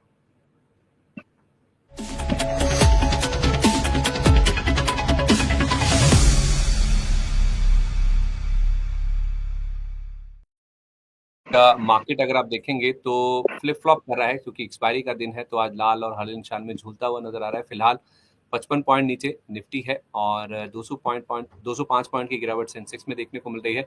और निफ्टी बैंक में हम देख रहे हैं कि अब हल्के पॉजिटिव 6 पॉइंट की मजबूती के साथ 55,376 के आसपास कारोबार देखने को मिल रहा है। कुछ दर्शकों के सवाल ले लेते हैं। आज मोनोपोलिस्टिक बिजनेस को डिस्कस करने में, हॉट स्टॉक्स को डिस्कस करने में काफी टाइम चला गया। सबसे पहले एक सोमवीर भूरिया जी का सवाल है। मैम वो कह रहे हैं कि लाओपाला 100 शेयर है मेरे पास, 222, क्या करें? लाओपाला, एक सेकंड, कितने शेयर है? 100 शेयर है। उन्होंने रेंज वगैरह कुछ नहीं बताया, राइट? कंजर्वेटिवली सवाल शेयर किया मैम। 222 रुपए का प्राइस बताया, जो कि मुनाफा हो रहा है इनको, हालांकि 247 41 पर स्टॉक खड़ा है। बस व्यू ये भी नहीं बताया कितनी देर तक होल्ड कर सकते हैं, कब से ले रखा है, बस इतना ही बताया कि 222 पे ले रखे हैं। स्टिल होल्डेबल स्टॉक है। यहाँ पर जो टारगेट हमें देख रही, मुझे लगता है कि यहाँ पर जो टारगेट्स मिलेंगे, पहला अभी 241 पर है, 241 पर है अभी, एंड टारगेट हमको यहाँ पर इजीली 270 का मिलेगा पहला, एंड उसको थोड़ा सा और आप बिगर व्यू करें तो दूसरा टारगेट आपको 300 के आसपास, 295 इसको कर लीजिए, 295 के आसपास आपको मिलेगा, एंड थर्ड टारगेट आपको मिलेगा यहाँ पर लगभग 320 का। तो ये व्यू है, व्यू लॉन्ग है। आई मीन इस स्टॉक को लेकर के मेरा व्यू फिलहाल यहाँ पर बुलिश लग है, एंड इसका जो बाकी चीजें हैं, अगर हम फंडामेंटली चीजों को भी देखें तो सेक्टर के कंपेरेटिवली महंगा नहीं है। कंपनी अगर आप देख रहे हैं तो धीरे धीरे ये जो ग्लासवेयर है उसमें इसका बहुत बड़ा आपने जैसे एक मोनोपोली स्टॉक बोला है, तो ये कंपनी ग्लासवेयर में, होम यूटेंसिल्स के ग्लासवेयर जो होते हैं, इसका बहुत बड़ा स्टेक है उसमें, एंड ROE वगैरह सब ठीक ठाक है। करंट लेवल पर भी बाय कर सकते हैं if someone is planning new, if someone is holding previously they can hold for further gains. ठीक है, स्टॉप लॉस दे दीजिए इनको एक। स्टॉप लॉस यहाँ पर आप मेंटेन कर लें इस मंथ का open price, which is very unlikely to hit again. वो होता है आपका 210 के स्टॉप लॉस पर आप इसको होल्ड रख सकते हैं। ठीक है, 222 पे इन्होंने लिया है, तो 12 रुपए नीचे 210 के आसपास आप इसका स्टॉप लॉस लगा के बने रहिए। अंकित जी का सवाल है, कह रहे हैं कि IRFC @162 और IOC @156। संदीप सर, एक ईयर के ऊपर हो गया है होल्ड करते हुए, हायर लेवल देखने के बाद अब लोअर लेवल में मजा नहीं आ रहा है, नए हाई कब तक बनेंगे प्लीज बताइए। तो मैम 162 पे IRFC ले रखा है, 156 पे IOC। IOC ठीक है, अभी दोनों स्टॉक्स मेरे पास में है। IRFC मेरे सामने 135 पर है अभी फिलहाल। एंड आपने एक साल से होल्ड किया है तो बाइंग आपकी काफी दूर की है, आपने सब कुछ देखा है आपने। फिलहाल थोड़ा वेट करना आपके लिए ज्यादा बेटर होगा। इनफैक्ट आई वुड से अगर आप चाहें तो एक अच्छा लेवल है, आप यहाँ पर थोड़ा बहुत अगर आप चाहें, आप कंफर्ट है तो थोड़ा बहुत एवरेजिंग कर लीजिए, ताकि जब ये मोमेंटम में वापस बनेंगे तो आपके जो गेन्स है, जो कंसोलिडेशन पीरियड आपने इन स्टॉक्स में दिया है, वो थोड़ा सा मैनेज हो जाएगा। If you wish, you can manage it, you can average it in the range of 130 and 135 current range that means. And जो टारगेट आप यहाँ पर एक्सपेक्ट करें, पहले स्टॉप लॉस जो आप यहाँ पर देख सकते हैं 120 के स्टॉप लॉस के साथ एवरेज इट, ठीक है। एंड टारगेट जो आप यहाँ पर देखें, ऑल टाइम हाई का तो मुझे नहीं पता कब आएगा नई गवर्नमेंट दोबारा वापस आए वो अलग बात है लेकिन जो टारगेट्स मिल सकते हैं वो 150 का पहला टारगेट आप एज्यूम करें, एंड दूसरा टारगेट लगभग 165 का आप एज्यूम करें। तो बिना एवरेजिंग के शायद आपको इससे एग्जिट नहीं मिलेगा, तो इसीलिए मैंने आपको यहाँ पर एवरेजिंग सजेस्ट की है। अगर आपको, क्योंकि यही पॉसिबल लेवल्स है। मैं एक चीज यहाँ पर और एक्सप्लेन करना चाहती हूँ, बिकॉज ये जरूरी है आप लोगों के लिए भी। कोई स्टॉक अगर 100 रुपए से 80 पर गिरा है, या फिर मान लीजिए 100 रुपए से अगर 50 पे गिरा है, तो 50% का डिक्लाइन था, बट 50 से वापस 100 पर जाना 100% का मूवमेंट है। एंड 100% का मूवमेंट मतलब आप समझे कि it's very beautiful, extra ordinary return होते हैं। तो कोई ना कोई प्राइस में ups and down profit booking चलती रहेगी, अंडरस्टैंड दैट। इसीलिए फंस भी गए हैं तो उस चक्रव्यूह को कैसे मैनेज करना है वो थोड़ा सा देख करके कर लीजिए। Averaging is suggested here. ठीक है, आप कुछ कह रहे हैं? हाँ, मैं बहुत कुछ कहना चाह रहा हूँ, मैं बहुत सारे सवाल मेरे सामने हैं ओके, IOC में आप IOC के बारे में बता दीजिए। ओके, IOC अभी 138 पर है, मुझे लगता है थोड़ा सा महंगा है।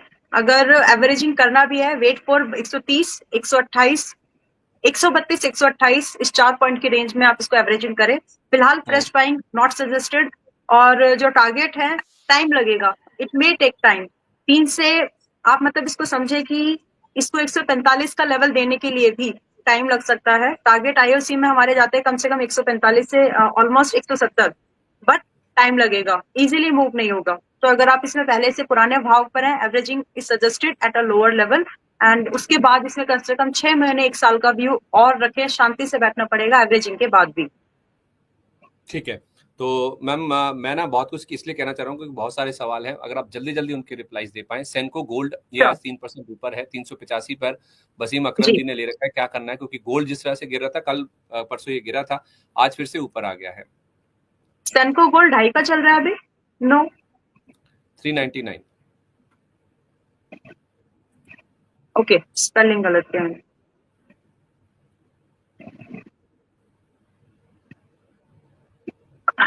ओके, इनकी बाइंग कितने की बताया इन्होंने, प्लीज एक बार मुझे। 385 की बाइंग है। ओके, 300, ठीक है, बाइंग आपकी ठीक है।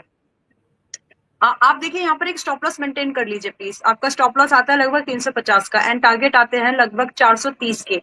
ये मिनिमम है, मतलब इतना मूवमेंट आप एक्सपेक्ट कर सकते हो। स्टॉप लॉस भी जो मैंने दिया है उसके हिसाब से you can go with it. ठीक है, मिंटू चौधरी जी कह रहे हैं कि ओला के बारे में कुछ बताइए। ओला इलेक्ट्रिक जी। मैं ओला इलेक्ट्रिक के साथ छोटा सा ही बताना चाह रही हूँ। ओला इलेक्ट्रिक मैंने एक समय पे सोचा था, जब ये नया नया लिस्ट हुआ था, मैं इसको खरीद लेती हूँ उसी लेवल पर। थैंक गॉड मैंने नहीं खरीदा, क्योंकि मेरी कैपिटल उस समय से आधी हो जाती है। बिल्कुल नहीं, एक समय अगर आपने खरीद लिया होता, मान लीजिए जहां खुला था, फ्लैट खुला था जब IPO की लिस्टिंग हुई थी, उसके बाद तो डबल भी हो गया था ये 9 दिन में ही। हाँ, मतलब मैं वही बोल रही हूँ कि मुझे पहले आई वॉज वेटिंग की थोड़ा और लेवल, लोअर लेवल के लिए बात करते हैं। फिर वो जिस तरह का मूवमेंट हो रहा था, मतलब 110, 125 इस तरह से जब वो जा रहा था, I was getting to tempted to this कि बाय कर लेती हूँ। एंड थैंक गॉड मैंने बाकी उसकी फिर फंडामेंटल्स वगैरह सब देखे, फिर मैं रुक गई, इस सही समय पर बाय करेंगे। एंड आई थिंक 54 का जो लेवल है, मैं आपको आज रिव्यू कर रही हूँ, और मैं भी कहीं ना कहीं इसमें इन्वेस्टिंग अपनी प्लान करूंगी। तो ये मेरी तरफ से प्री डिस्क्लोजर है। तो 54 के भाव पर आई थिंक, क्योंकि मेरा लेवल था 54 और 50 का, मतलब 50 और 55 का, जो कि हिट हुआ है, मैंने आज देखा है इसको, मैं भूल गई थी एक्चुअली। तो 54 के भाव पर अगर किसी को इन्वेस्टिंग करना है, वेरी गुड लेवल। मेरी पर्सनल इन्वेस्टिंग मैं प्लान करूंगी इसमें, एंड मेरे हिसाब से यहाँ पर जो बेयर मिनिमम टारगेट मुझे यहाँ पर मिलता है ट्रेडिंग के हिसाब से, मेरा व्यू इन्वेस्टिंग का होगा, ट्रेडिंग के हिसाब से भी 62 का जो है, 62 का जो लेवल है, मिल सकता है इजीली, होल्ड करना पड़ेगा। स्टॉप लॉस छोटा बनेगा, छोटा ही रखिए, क्योंकि दूसरा स्टॉप लॉस काफी दूर है। स्टॉप लॉस यहाँ पर 47 है।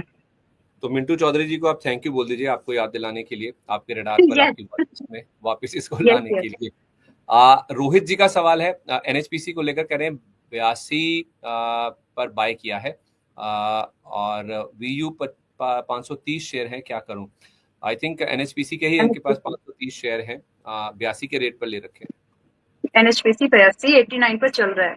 You are in good profit, लेकिन आप ये ध्यान में रखें कि आपने 82 का लेवल लिया है, तो कम से कम ये स्टॉक आपका हो सकता है कि 86-87 पर आता हुआ दिखे। तो यहाँ पर आपको डिसीजन लेना है। Technically it's little overbought. अगर आपको प्रॉफिट बुकिंग करनी है, ट्रेडिंग करनी की थी, तो आप रख सकते, इसको प्रॉफिट बुक कर सकते हैं, क्योंकि 86-87 फिर से आने की पॉसिबिलिटीज है। हाउएवर लोअर लेवल कंसोलिडेशन वगैरह के बाद इसके टारगेट थोड़े से और बिगर है। 90 के आसपास अभी चल रहा है, 96 एंड 107 का टारगेट इसमें पॉसिबल है। ठीक है, एक SW solar Sterling and Wilson, इसको भी देख लीजिए। 800 वाला, मोटा मोटी में नंबर्स बता रहा हूँ आपको, 200 हो गया था, अभी 323 के आसपास है। ये पूछ रहे हैं कि इसमें क्या करना चाहिए। SW सोलर जी, थोड़ा सा महंगा हो चुका है ये स्टॉक, अभी 323 पर चल रहा है। अगर आप चाहे तो थोड़ा बहुत एवरेजिंग के लिए मन बना के रखे, बाकी स्टॉक बुलिश है। टिप्स में बाइंग करने की टेंडेंसी वो रखे, पॉसिबिलिटीज रखे।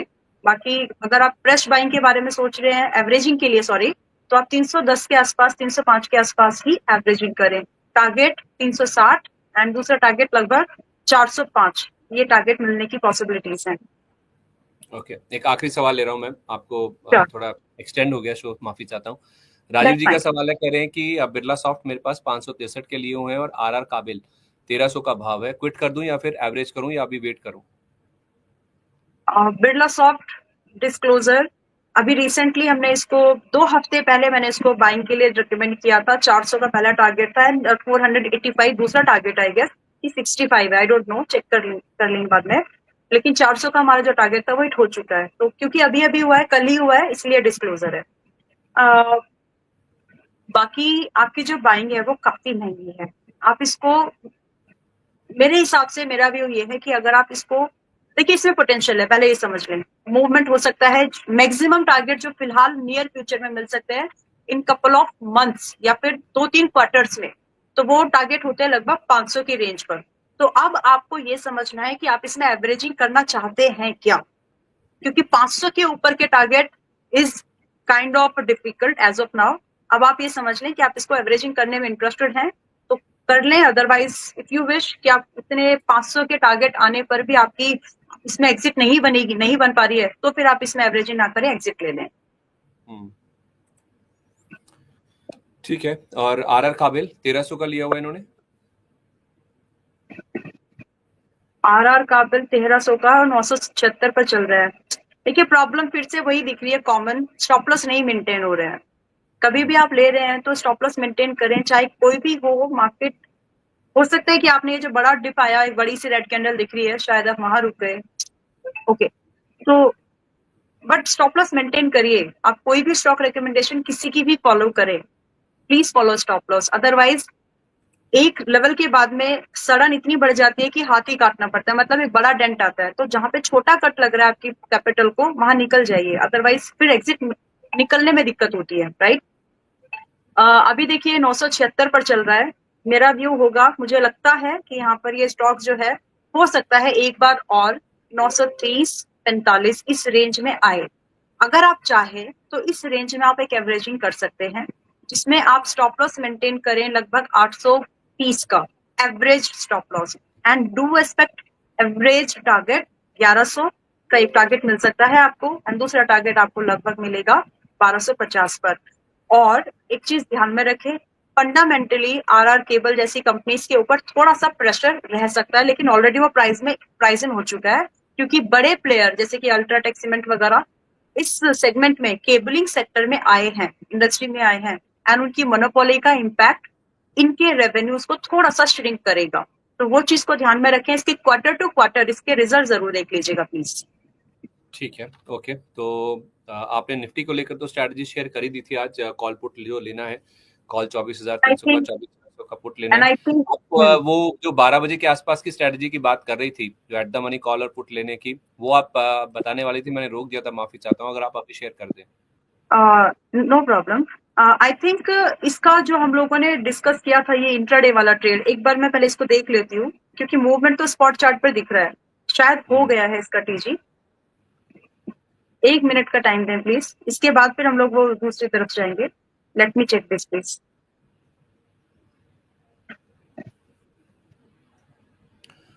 क्योंकि बाजार तो हम देख रहे हैं कि अभी भी एक रेंज में ही है, दायरे में ही ट्रेड हो रहा है, 50 पॉइंट नीचे है और 170 पॉइंट की गिरावट सेंसेक्स में है। बैंक निफ्टी 32 पॉइंट ऊपर है। तो अगर आप देख पाई हो और शेयर कर पाए। देखिए, हमने यहाँ पर 150 पर खरीदा था इसको, 150 155 पर, and it made a high of 195 का हाई बनाया है। 200 की टोटल हमारी टारगेट थी। स्टिल अगर वेट करना चाहें तो वेट कर सकते हैं, वेट करना ही बेटर होगा फिलहाल के लिए। अगर आप चाहें तो इंट्राडे के लिए वेट कर सकते हैं। 200 का टारगेट था, 195 का टारगेट इसमें मिला है अभी गेन। ठीक है, दूसरी स्ट्रैटेजी बता रही थी। हाँ जी,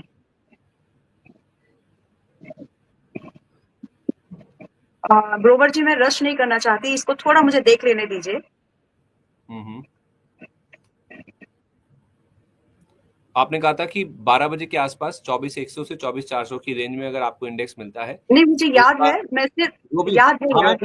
मैं अपने दर्शकों को बस एक बताने के लिए, अच्छा, ओके, कि एट द मनी आपने कहा था कॉल पुट ले लीजिए, जो प्रीमियम एक्सपेक्टेड होगा 350 से 400 की रेंज में होगा। आपने कहा था 500, 550, 600 के टारगेट आ जाएंगे, और जो अपना आपका प्रीमियम पे होगा, आपने किया होगा, वो 120 रुपए जब नीचे आ जाएगा, वहां से 120 तक नहीं, 120 रुपए जब नीचे आ जाएगा तो आप उस पोजीशन को काट सकते हैं। यस।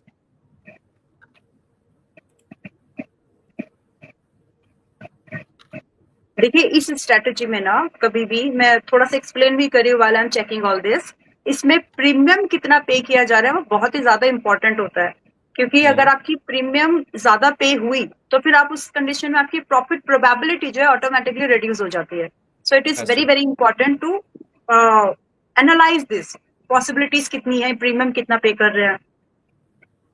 देखिए, मुझे स्ट्राइक्स मिल गए हैं, सेम स्ट्राइक है जो हमने आज इंट्राडे के लिए लिए हैं, जिसमें कि 23,300 की पुट है, 30 तारीख की एक्सपायरी वाला।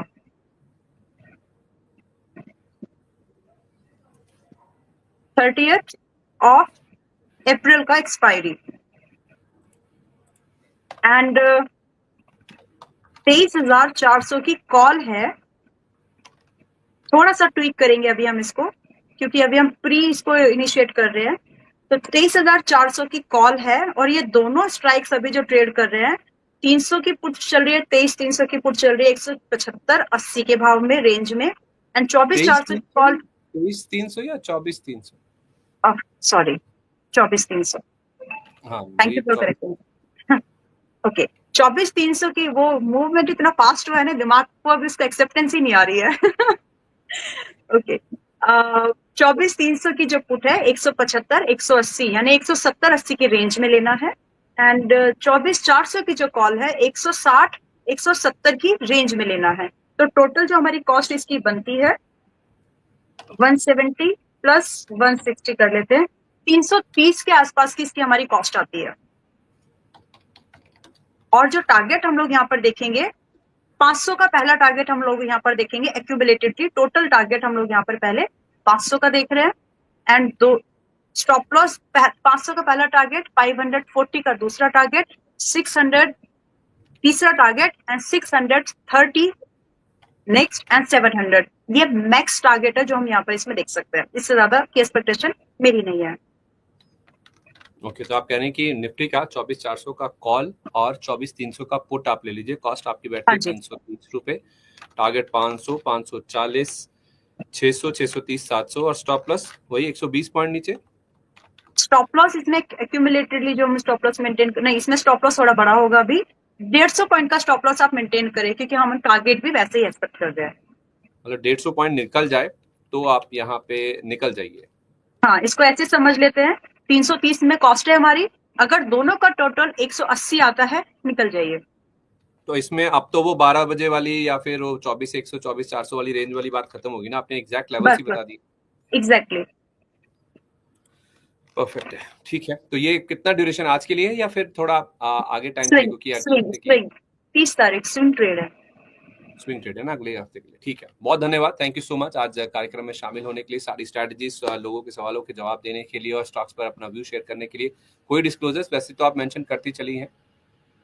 नहीं, बाकी तो जो था मैंने आपको समय समय पर ही बता दिया है, राइट ना, क्योंकि जी, thank you so much everyone. Thank you so much आज कार्यक्रम में जुड़ने के लिए, अपना कीमती समय देने के लिए, और विलंब हो गया 15-16 मिनट का, उसके लिए मैं आपसे माफी चाहता इट्स हूँ। ओके, आज रिजल्ट्स भी थे।